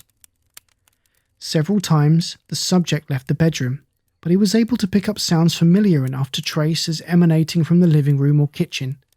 But nothing she did was worthy of notice in the hometown paper or even on the margin of a police blotter. At 9:24, Alma Daikin again entered the bedroom. A hunch or sixth sense, or whatever years of experience in a single field gives a man, told Kirk that this time something would pop. He put aside the newspaper, placed a sheet of blank paper on the cover of a historical romance lifted from the spinster's nightstand, and got out a pencil. A motor whined unexpectedly from the opposite side of the apartment wall, and he could hear a heavy object roll with well-oiled smoothness a short distance across the carpet. He decided it was the bed being moved out from the wall by mechanical means rather than muscle, and it was clear to him now how she was able to get at that hidden radio, or whatever it was. For the second time that day, Kirk heard that eerie humming. A sound, he realised, that ordinarily would have been completely inaudible beyond the girl's bedroom walls.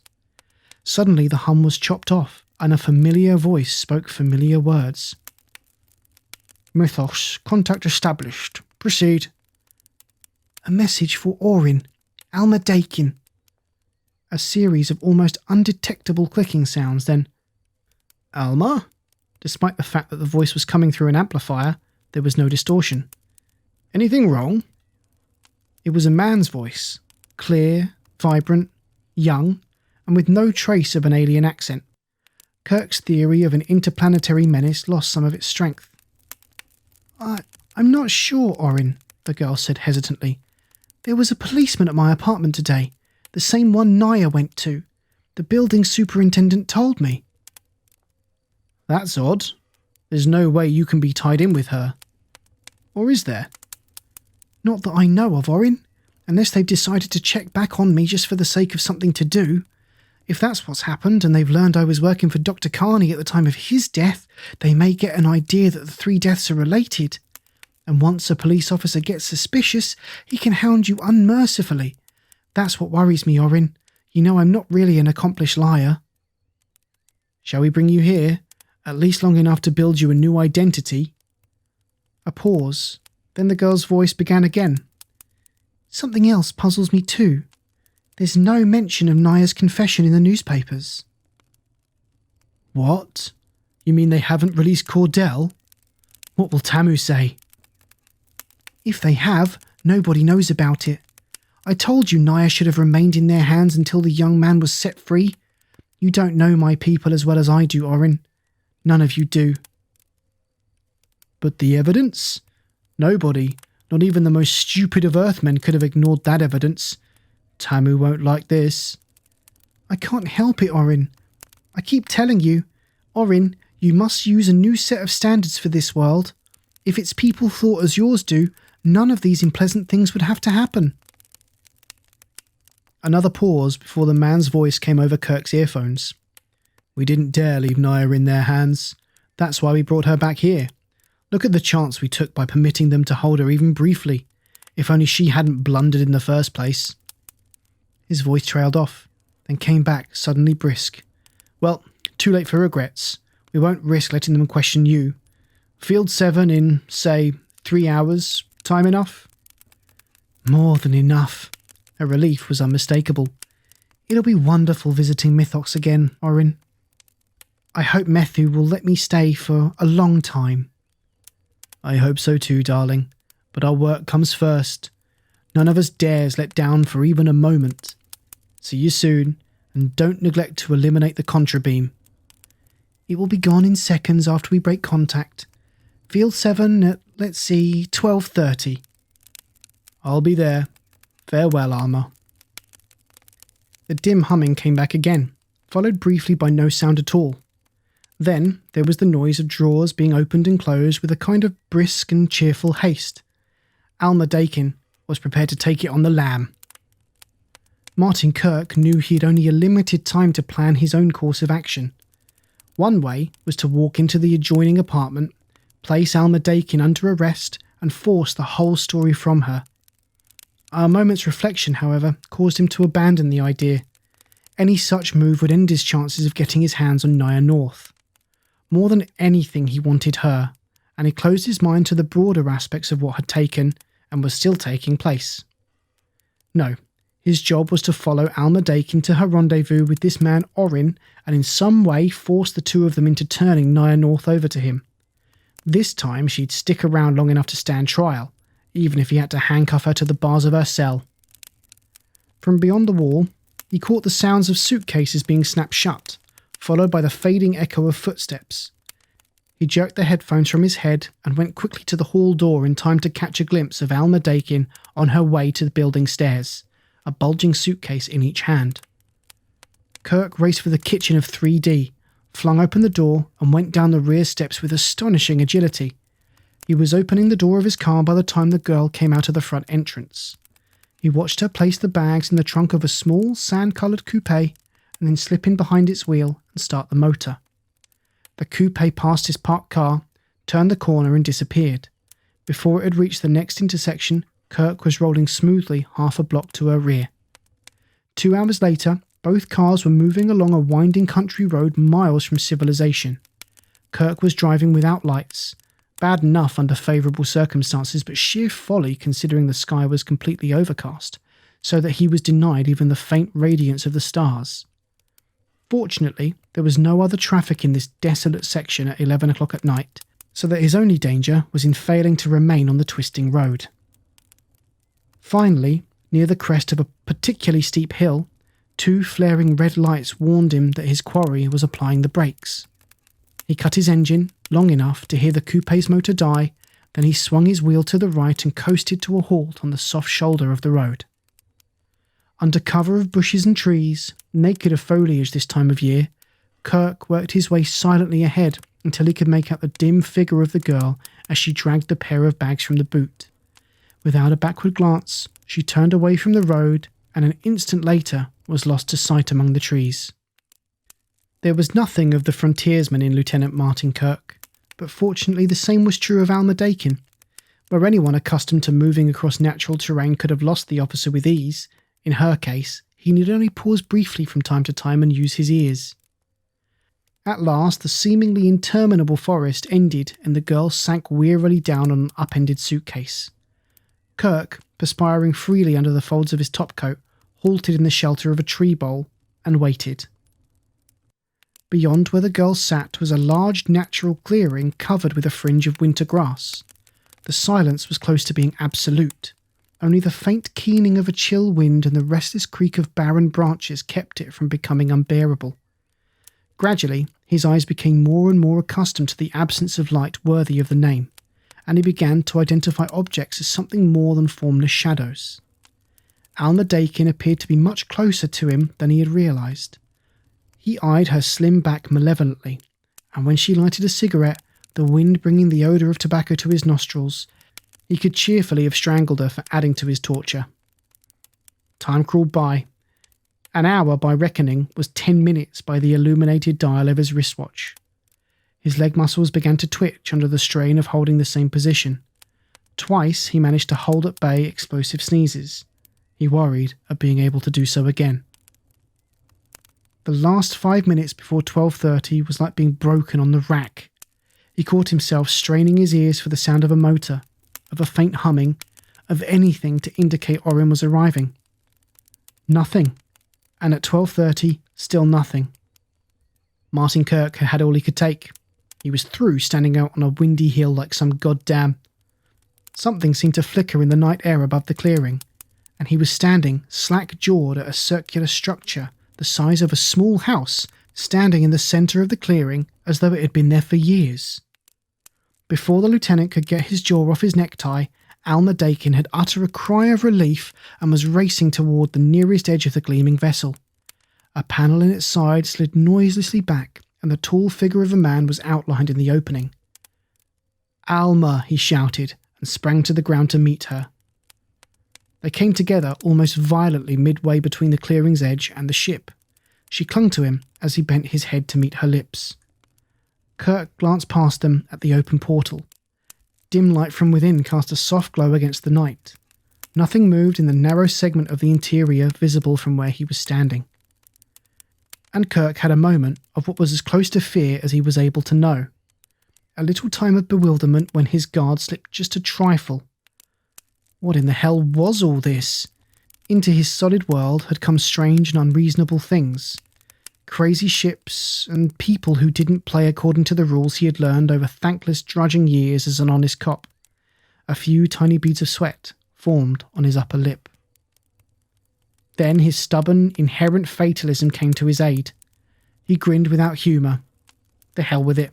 Whatever came up, a screwball flying saucer or a berserk psycho waving a gun, you played it the same, according to your own rules. This thing, whatever it was, bridged the gap to a killer, and when you found such a bridge, you crossed it. Martin Kirk, his gun clutched tightly, moved like a casual shadow, eased his way along the hull of the ship, and slipped inside. He had never seen anything like this. The lighting, for one thing. It came from nowhere, and somehow the stuff had a mood. It seemed alive, an intelligent force watching him, mocking him, sneering at him, and so potent was the mood of the whole setup, so sharp his need of release that he muttered, "The hell with you," and softly followed a circular corridor which curved off the hull. They were coming toward the ship, Orin and Alma, coming in while he still hunted a hole. He kept going. If he met anybody, they were going to go down. But he didn't. he found a steel stairway and a pocket at its base to hold his body. It wasn't a dark pocket, light was everywhere, but the stairway hid him and the pair passed by and went down the corridor. He realised his right hand was aching and relaxed his grip on the gun butt he clenched. He straightened up and the tense little mirthless grin played on his lips. Okay, now where was she and how did it work? Could he find her and haul her off this silly tilt-a-whirl? He thought not. Either his eyes were bad or this thing had appeared from nowhere. Something inside snapped. Quit thinking that way. Whatever it looked like, think right. Follow the rules. Look for the dame. His grin deepened. Sure. He started walking. Around the eerie corridor in the direction opposite that taken by Orin and Alma Daikin. He walked a long time and there were no doors or anything else, so the only thing to do was keep walking. He thought, when I come to that stairway, I'll be back where I started. But where's that? What good is a hall you keep going around and around in? The ship lurched and threw him to the floor. It was going somewhere. But it didn't go anywhere. Of that he was sure. Maybe he'd been fooled, but it seemed the ship settled right back after that single lurch and lay there like a choice segment out of someone's pet nightmare. Kirk got to his feet and rubbed the place his leg had violently met the floor. He walked on, and there was the steel stairway again. And it was all very damn silly because he knew he'd circled the ship at least 3 times. But lucky because the footsteps sounded again, and as he dived towards the pocket, the wall of the ship opened to form a doorway. They forgot something, he thought. What kind of supermen are these? They can build a ship that has a stairway every 3rd trip around, and they still go away and forget things. The grin was tighter than ever. Whistle in the dark, boy. But admit it. You're scared. Sure, but what's that got to do with it? Orin and Alma left the ship. Martin Kirk pushed his head around the staircase and crouched for some time, staring through the open segment of the hull at the outside world. And his poor, stupid orthodox mind asked a pitifully logical question. How could it get light with the sun at high noon in 15 minutes? After a long, motionless time, the silence became such a roaring thing in Kirk's ears he could stand it no longer. He got up and walked to the doorway. Something had gone somewhere, either the ship or the world he'd known, because out there was a different world, and he knew damn well he'd never seen it before. Chapter 7. Martin Kirk stepped out into a circle of lush vegetation, and in doing so, he learned something. He learned that the human mind is a far more adaptable mechanism than most people imagine, that they can pelt you with goofballs and you get sweat on your lip and have to talk to yourself to keep from sliding off your rocker, but after a while, when your mind seems halfway over the edge, it straightens up suddenly and starts going along. A defense mechanism against insanity? He didn't know. He only knew that when the tiger roared, he whirled round with his gun levelled, saw the 6-inch teeth, got wholesomely insanely scared, and then everything was all right. He knew he was all right when he got the right reaction from the sight of the almost naked girl holding the tiger. For a long moment, it was a frozen action tableau. The huge orange and black beast, the wide-eyed young brunette nudist, and the tropical forest with the great big fat sun overhead. The girl's voice nailed it all down. Don't be afraid. Rondo won't hurt you. Kirk's resentment flared warmly, and, had resentment been a tangible thing, he would have kissed it. You're tootin' right he won't, sister. This isn't a toy I'm holding. Rondo is very gentle. Kirk eyed the girl. Why don't you put some clothes on? Her teeth were as bright and even as little white knives, but her smile took the edge off them. Only people in the city wear clothes. I wear them when I'm in the city. When I come out here, You don't wear any clothes. Tell me, where am I? Don't you know? Let's not play games. If I knew, I wouldn't ask you. Did you come off the ship? You saw me get out of it, didn't you? Now answer my question. And he realised how certain he was of what her answer would be. On Mythox. Well, fancy that. Now tell me something else. Do you know what language you're speaking? Of course. English. And why should you speak English on Mythox? Haven't you got a language of your own? Certainly, but you're obviously from Earth. I thought you were a watcher. I tried English. If you hadn't responded, I'd have spoken to you in the other Earth languages. How many do you know? 1117. With various dialects, 4,000 and... There aren't that many. She looked puzzled. Then her face cleared. Oh, you mean Earth languages. I was referring to those of the 5 galaxies. I'm not going to be surprised at anything, he told himself doggedly. Not at anything. Do you know anyone named Naya North? There was a childlike seriousness in her manner, and it tended to deny the maturity of her body. Or was it the other way around? Martin Kirk wasn't sure, and grimly assured himself that he didn't give a damn. The girl said, I don't know anyone by that name, but I could find her for you. How would you go about it? I'd go to the city and check the video directory, naturally. Naturally? And you'd put your clothes on before you went? Of course I would. We go without clothing only here in the playground. Kirk realised he'd been holding the gun rigidly in front of him. The tiger had dropped to the ground and lay outstretched like a lazy, good-natured dog. Kirk lowered the gun, setting his eyes again on the girl. A minute ago you said you thought I was a watcher. What did you mean? He would have framed his questions with more guile, but something told him it wasn't necessary. This child of nature was utterly without guile. She said, An Earth Watcher. What do you think I meant? I didn't know, or I wouldn't have asked. It clarified Daikin is watching. Sure. What the hell else would a watcher do but watch? But why? And for what? Kirk was mystified. But it didn't matter, he asserted inwardly, and turned his mind back to the straight line. The cop's line. Will you put on your clothes and go into the city and locate Naya North for me? If it will help you. It will. Where can I wait for you? If you want to see Naya North, why don't you come with me? Kirk shrugged. Why not? So long as the score was completely unknown to him, why not follow the path of least resistance? Get your clothes on, he said. The girl turned and started leading the tiger back toward a grove of trees. After a few steps, she turned back, a look of sober thought on her face. Are all Earthlings so assertive? She asked. Kirk grinned. As long as it works, this one is, baby. But what if it stops working? His reply was not audible, and the girl turned finally to disappear into the bushes. Kirk then experienced a strange feeling of unreality, which persisted until the girl returned. My name is Rayma, the girl said solemnly.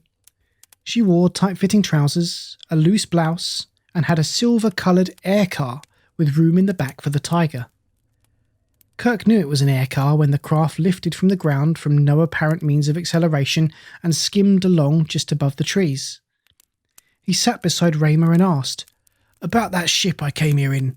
How fast does it travel, and how far is it from Mythox to Earth? The distance is around 200,000 light years, but the ship doesn't really travel at all. Maybe you could go into a little more detail, Kirk said wearily. It's very simple. Distance, as you Earthlings regard it, is not distance at all. Space bends to a greater or lesser degree depending upon its immediate function in whatever time-space equation you're using. Thank you very much, Kirk replied and silently added, Keep to the line. Hold to your own values. On Earth, wherever it is, a man is waiting to go to the chair for a murder he didn't commit. Use whatever equation you want to. That still adds up the same.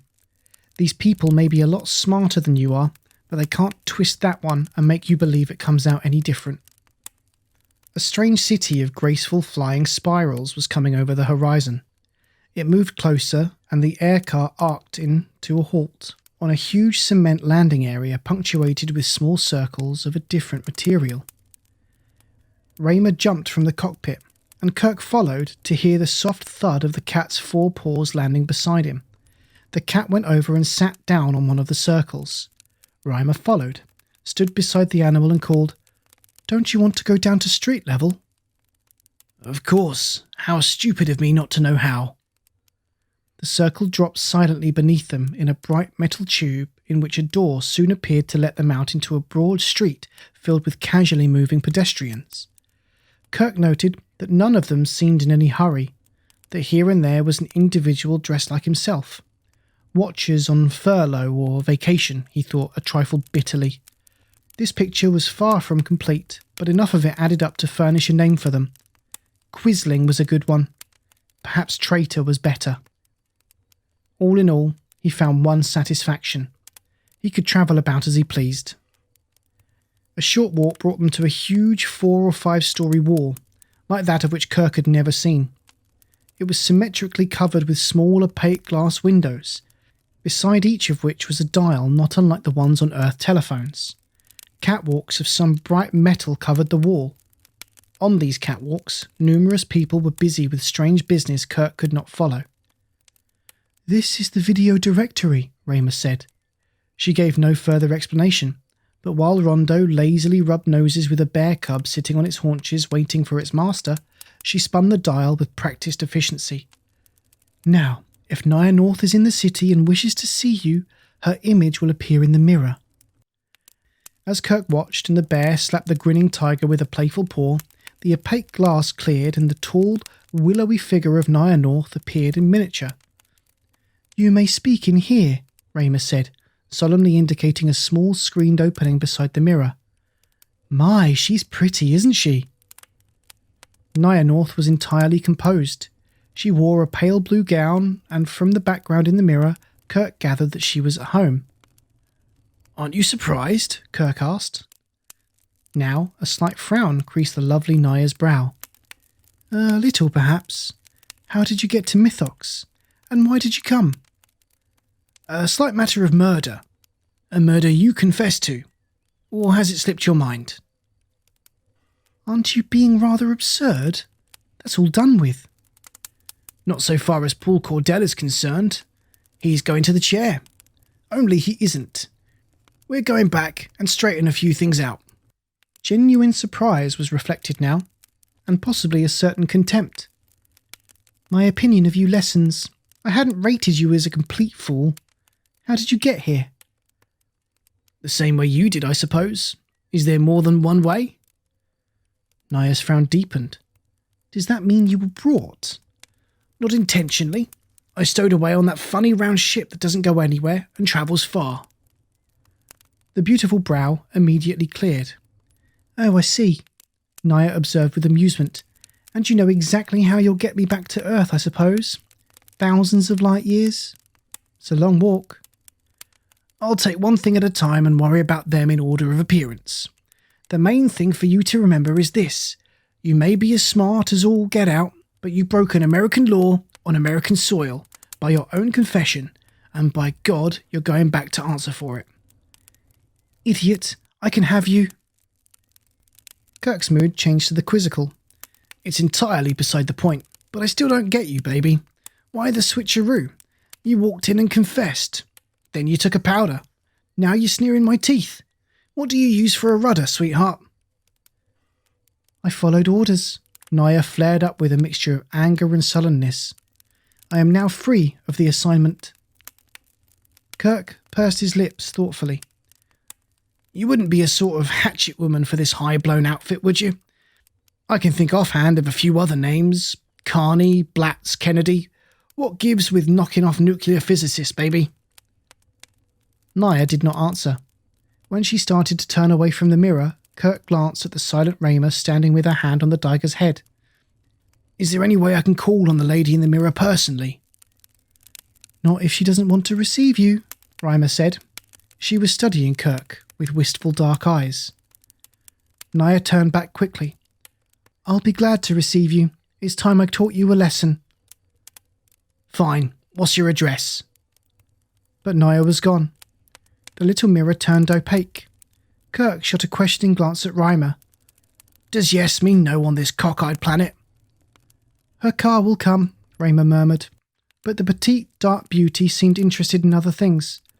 "You didn't tell me your name." "Sorry, rude of me. It's Martin Kirk. You've been pretty nice to me.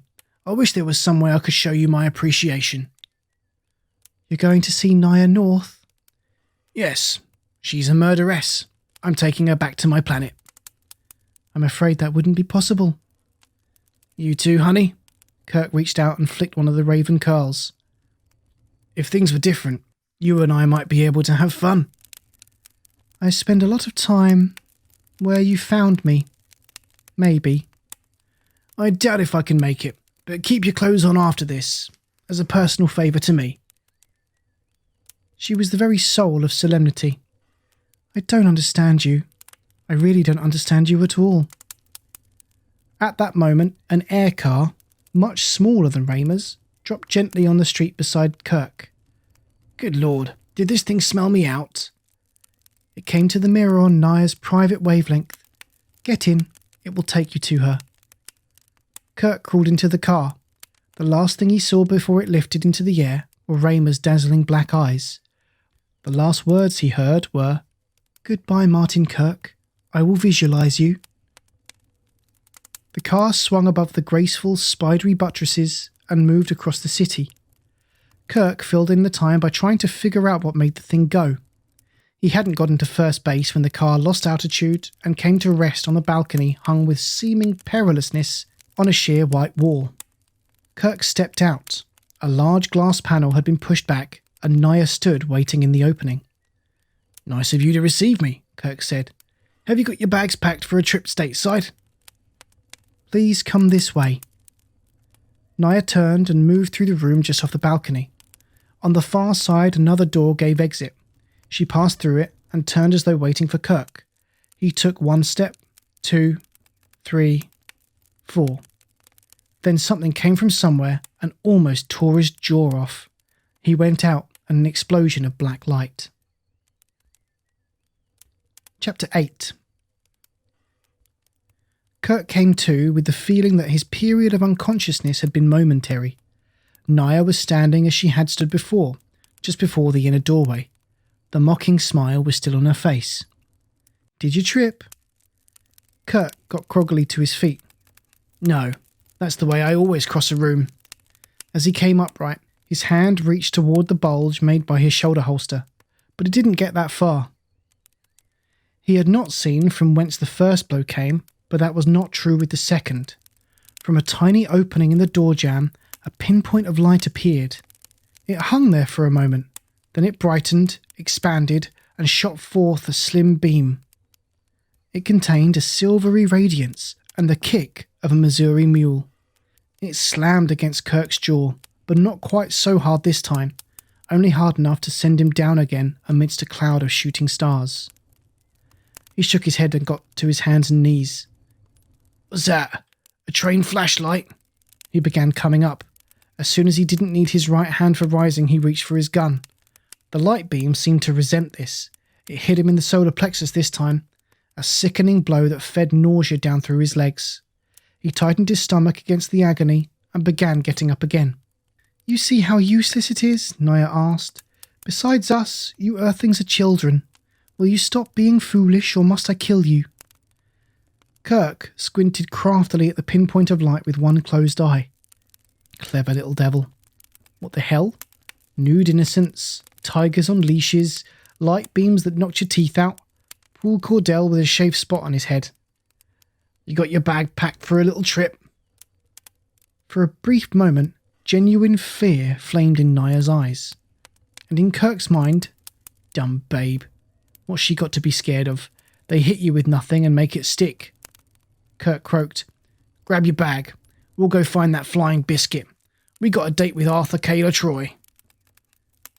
He was really cagey this time.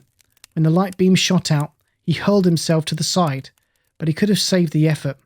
A beam came from the other door jamb and he stepped right into it. That one really tore his head off. Somebody was talking. It was a man, and he had a deep, resonant voice, full of authority and censure. I'm surprised at you, Naya. I never suspected you of having a sadistic streak. Naya's sullen reply. Do you think anyone can do the work I do and remain unmarked? I suppose not. But as I remember, You asked to serve. As a benefit to humanity. We won't go into it. But Naya pressed the point. I have always followed orders. I placed myself in possible jeopardy on Earth by clearing Paul Cordell. But Paul Cordell was not cleared. Not through any fault of mine. But why this? What end does torturing this poor unfortunate serve? Martin Kirk cautiously opened one eye. It brought to his brain the image of a large blue globe. A man of fine and commanding appearance stood within the globe, suspended about a foot from the floor. The globe and the man gave every indication of having just come through the opaque glass wall of the room, and as Kirk watched, the man was lowered slowly to the floor, and the globe became a blue mist that spiraled lazily and was gone. Kirk opened both eyes now, stirred, and climbed dizzily to his feet. You bump into the damnedest things around here, he said. But let's get down to the important business. My name is Martin Kirk. I'm an American police officer. One of your subjects committed a murder on American soil. I hope you aren't going to be difficult about extradition. The other could not hide his surprise, nor did he try to. Amazing, he muttered. Then, I am Tamu, the overlord of the galaxy. I wonder if Naya's cruelty hasn't affected your mind. If you mean I'm nuts, I think you might be right. But it wasn't little Playful here who did it. I've gone through a lot, and I don't speak with any sense of bragging. I've seen more funny things happen than any one man should see in so short a time, so maybe I am off my rocker. So I'd like your permission to take my prisoner back to Earth so I can give all my time to regaining my sanity. Tamu regarded Kirk with thoughtful eyes. I think we should have a talk. I would like a talk. I would like nothing better than to chew the fat with you for hours on end if my jaw didn't hurt so damn much. So I'll just take my prisoner and go. Do I have to sign a paper or something? The Overlord's surprise was fast becoming a kind of fascinated awe. Kirk, you said. He pointed to the door leading to the inner room. Please go in, sir. There's no use of our standing out here while we discuss your problem. The lieutenant eyed the doorframe warily. I tried getting through there before, but the light got in my eyes. You can trust me. The police officer stepped cautiously through the opening and on into a luxuriously furnished room. Tamu, dressed the same as one of Earth's better bankers, followed him in and suggested he sit down. Why? Kirk demanded bluntly. Let's stop kitten and mincing around, Mr. Tamu. I'm not comfortable here, and I want to leave. With her. He tilted his head toward the watching, sullen-faced Naya North. And now. Tamu said, Believe me, it will be as easy for you to return to Earth an hour from now. You seem weary to the point of exhaustion. I ask you again, sit down and get back some of your strength. Naya will find you something to eat. Kirk's stubborn determination to force an immediate showdown wavered.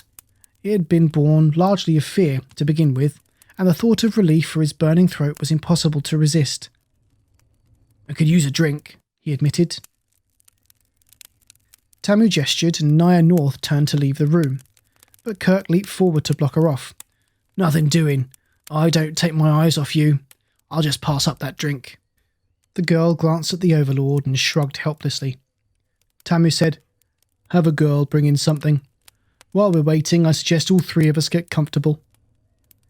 While Naya was speaking into a tiny screen set into one of the silk-covered walls, Tamu and the man from Earth sat down across from each other on a pair of fragile-legged chairs. The Overlord leaned back and sighed. You've asked my leave to return to Earth and to take Naya back with you to stand trial for murder.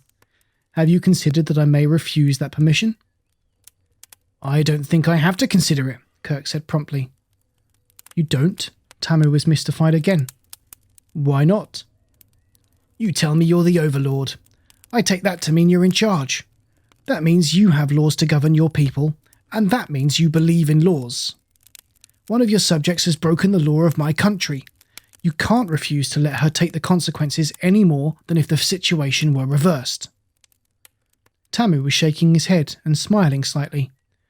I'm afraid you're not taking into consideration one fact, Mr. Kirk. Naya North broke your law, as you call it, on express and definite instructions from me. Martin Kirk made a show of astonishment. Let me get this straight. You ordered Professor Gilmore and Juanita Cordell murdered? Is that what you're telling me? Yes. Why? Exactly the reason I suggested we have a talk, to make you see why they, and others in the same classification, could not be allowed to live. Men like Carney, Kennedy and Blatz. Tamu blinked. My respect for you increases, Martin Kirk. Don't let it throw you. I'm a police officer, and police officers are trained to do the job right. The Overlord crossed his legs and settled deeper into the chair. Mythox needs men like you, Martin Kirk. That is why I'm going to give you a chance for life. For this, you must understand, if I wanted it, you would be dead within seconds. A chill slid along the stubborn back of the lieutenant, but nothing showed in his impassive expression, and he did not speak. But because we do need you, I'm going to tell you things no Earthman knows. I believe that once you understand why Mythox has undertaken to meddle in the affairs of another world, and I tell you frankly that our doing so is as abhorrent to us as anything you can imagine, once you understand our reasons, you will cheerfully, even eagerly, join us.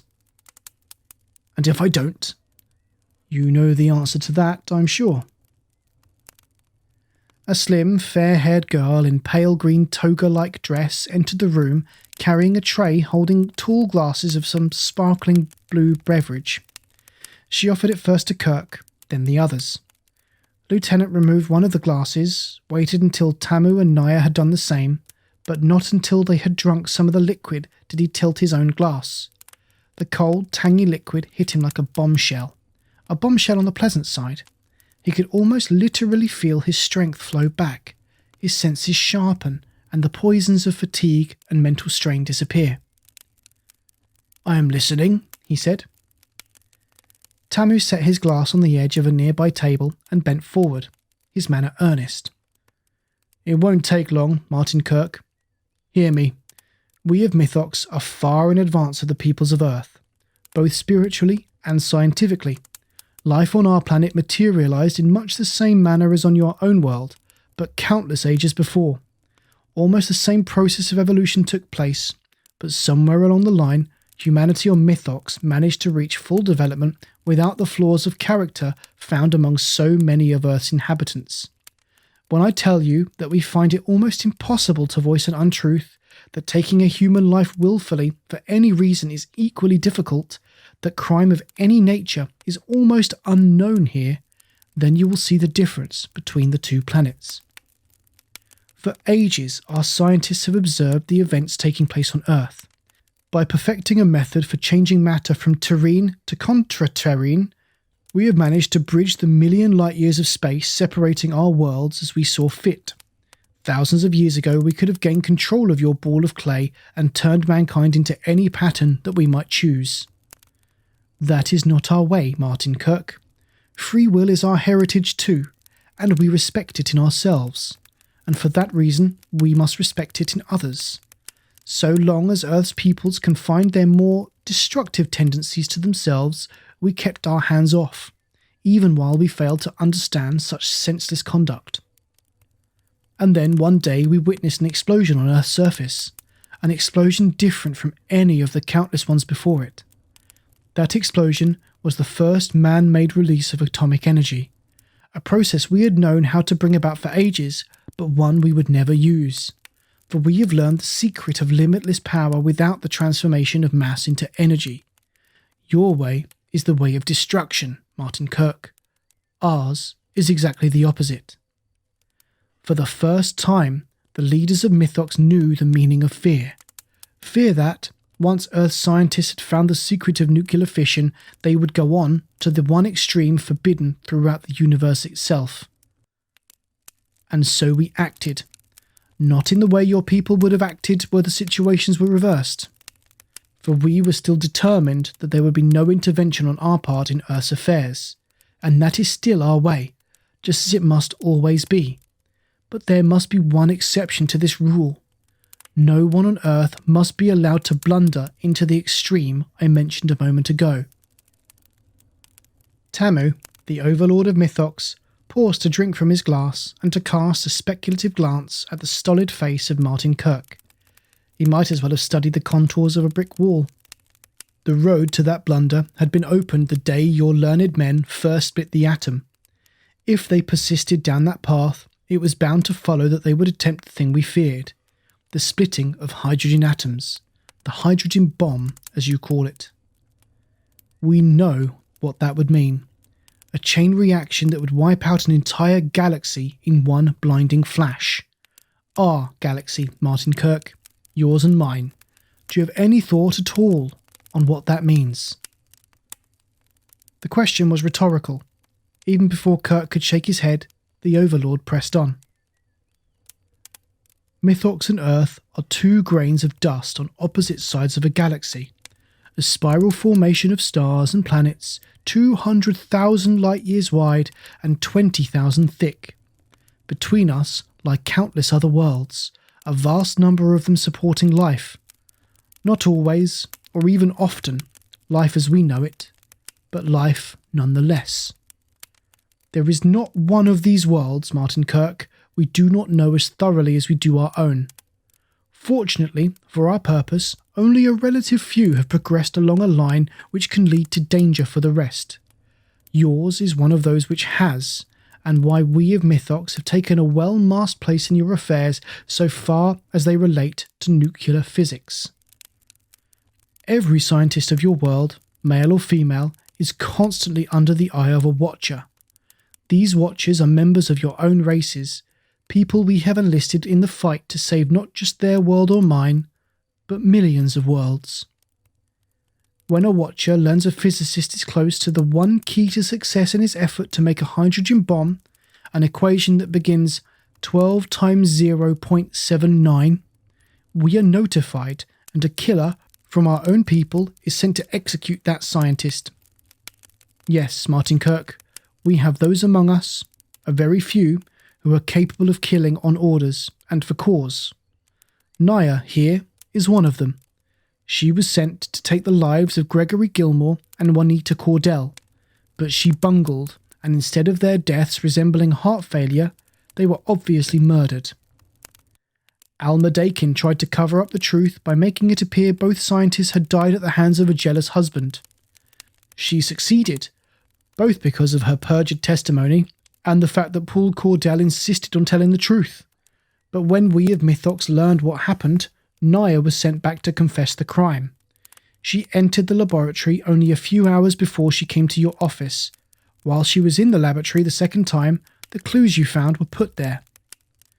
Our mistake was in thinking that, once proof was offered clearing Cordell, the innocent man would be freed. For once more we credited Earthlings with the same code of ethics we of Mythox adhere to. You succeeded in following Naya here. Only a man composed of equal parts of Earth, Bulldog and Genius could have done so, Martin Kirk. I offer you a place among us, and a lifetime devoted to making sure the galaxy, of which we are both a part, does not perish. What do you say? Several minutes dragged by. The eyes of both Tamu and Naya North were glued to the grim visage of homicide Lieutenant Kirk. It was impossible for either of them to know what thoughts were churning behind that stone face. Abruptly he stood up. I'm a cop. I leave your kind of problem to the people who are good at it. My people, Tamu. You see, I belong to my world, not to yours. But you've got a solid argument, one I'd be a fool not to consider. Let me sleep on it. Tomorrow morning we'll talk about it some more, then I'll give you my answer. Right now, I'm too worn out to think in a straight line. Of course, the Overlord rose to his feet. Find Martin Kirk comfortable quarters, Naya, and leave orders he is not to be disturbed until he is ready to join us. On his way down a corridor behind the same slip of a girl who had brought him his drink, Martin Kirk was thinking, they didn't even frisk me for a gun. Martin Kirk went into his apartment and lay for a while looking at the ceiling. After a while, he got tired and went out again. Chapter 9. The soft, silvery radiance which this planet seemed to feature bathed the metal hallway as Kirk marched stolidly toward the slim, arcing stairway that led toward Naya's floor. This was certainly a strange building, he thought. The architects of Mythox knew how to use curves. They utilized them for utility and beauty to a point where a straight line was something to be surprised at. Pretty smart people, the Mythoxians, in more ways than one. And Kirk, for no apparent reason, thought of a phrase common among children during his own childhood. Who died and left you, boss? He counted the markings over one door. He had seen those markings before. Naya North lived here. And Naya North was in. Kirk walked softly across the large foyer room and quietly pushed open a door to the left. Naya, clad as always, in beauty, lay sleeping on a bed that stood out from the wall on two narrow rods of metal and needed no other support. As Kirk opened his mouth, Naya awakened, so she was looking calmly at him as he spoke. Up, baby, you've got a date with a hot electrode a lot of light years from here. It's a hike, so rise and shine. Naya sat up very slowly, very gracefully. She was what men dream of finding in bed beside them, what they marry to keep in bed beside them. You must be mad. As a hatter. Into your duds. He saw her glance at the door jamb of the bedroom entrance, saw the shadow of disappointment in her lovely eyes. You didn't put those Joe Louis light rays in your bedroom, did you? Naya set her feet on the floor and drew herself to her full height. She wore light blue, a gown that hung as had that of Guinevere, as that of the Maid of Shalott. But Naya was contempt. She was contempt clothed in cold blue, then contempt naked as she allowed the gown to fall to the floor. A few minutes later, she was contempt clothed for the street in tight breeches and a loose blouse. You go first, Kirk said, and do as you're told. You may be a Mythoxian, but this 45 doesn't know that. It puts big holes in anyone. As Naya walked serenely toward the hall door, there was only a touch of sullenness at the corners of her mouth. She turned her head to speak over her shoulder. Hiding behind a woman, brave Earthman? Yes and no. I'm hiding behind a woman from those damn straight left rays, and I'm not a brave Earthman. I spend most of my time scared to death. That's why all of us are getting back to Earth quick, so I can draw an easy breath. All of us? Oh yes, didn't I tell you? You're taking me to the places I can find Alma, Daikin and Orin. We're going to have witnesses and testimony. And the party who gets burned isn't going to be Paul Cordell. I won't... Hold it. Kirk had picked up 2 items upon leaving Naya's apartment. A pair of filmy silk stockings and a white scarf. He jerked Naya's hands behind her back in somewhat of a surprise move. Before she recovered, her wrists were tightly bound. She gasped, "You madman," just before he deftly pulled the scarf across her mouth and twisted it into an effective gag. He stepped back to admire his handiwork. Now we're all ready. Orion and Alma. Naya shook her head in a slow negative. Kirk pushed her gently into the hall and rounded to face her. Yes, he said. You ought to know now I won't be stopped. I need Orin to fly that space buggy.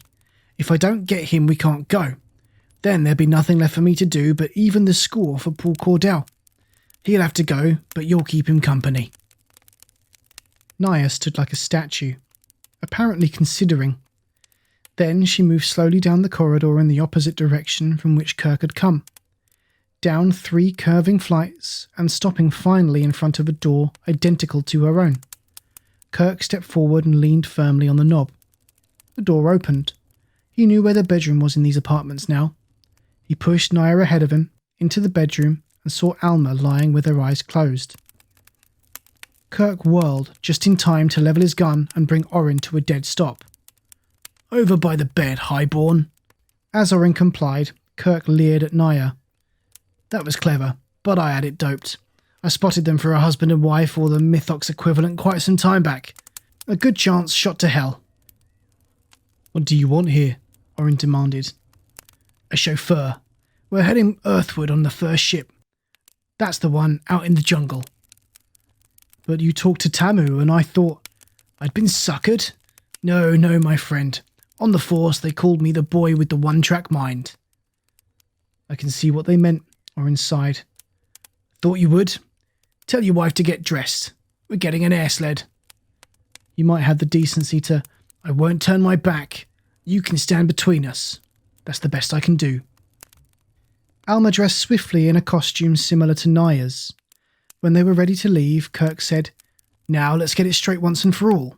I'll stand for no fast moves. It's Earth or some quick slugs. Do you follow me?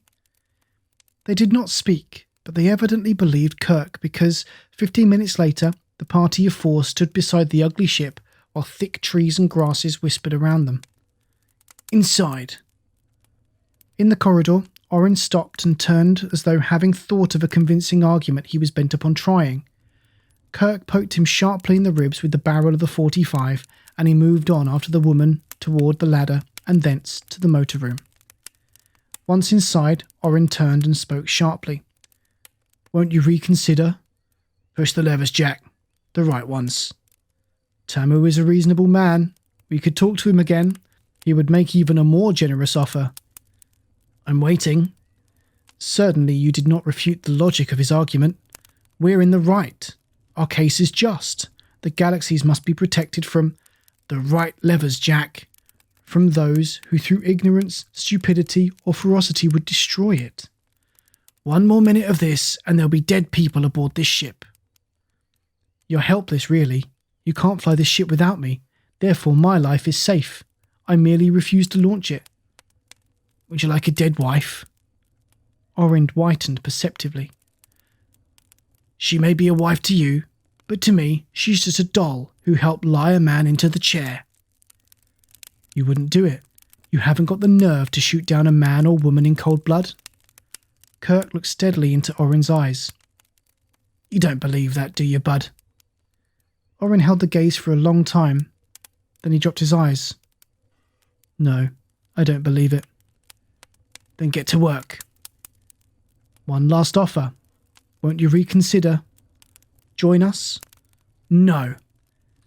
Very well. And Orin, a fixed, taut look on his face, reached forth his hand and touched a button on the panel board. It was a very special button. A button for use only when all hope was gone. The exploding space-time ship lighted the countryside to blinding brilliance. The end. Good night.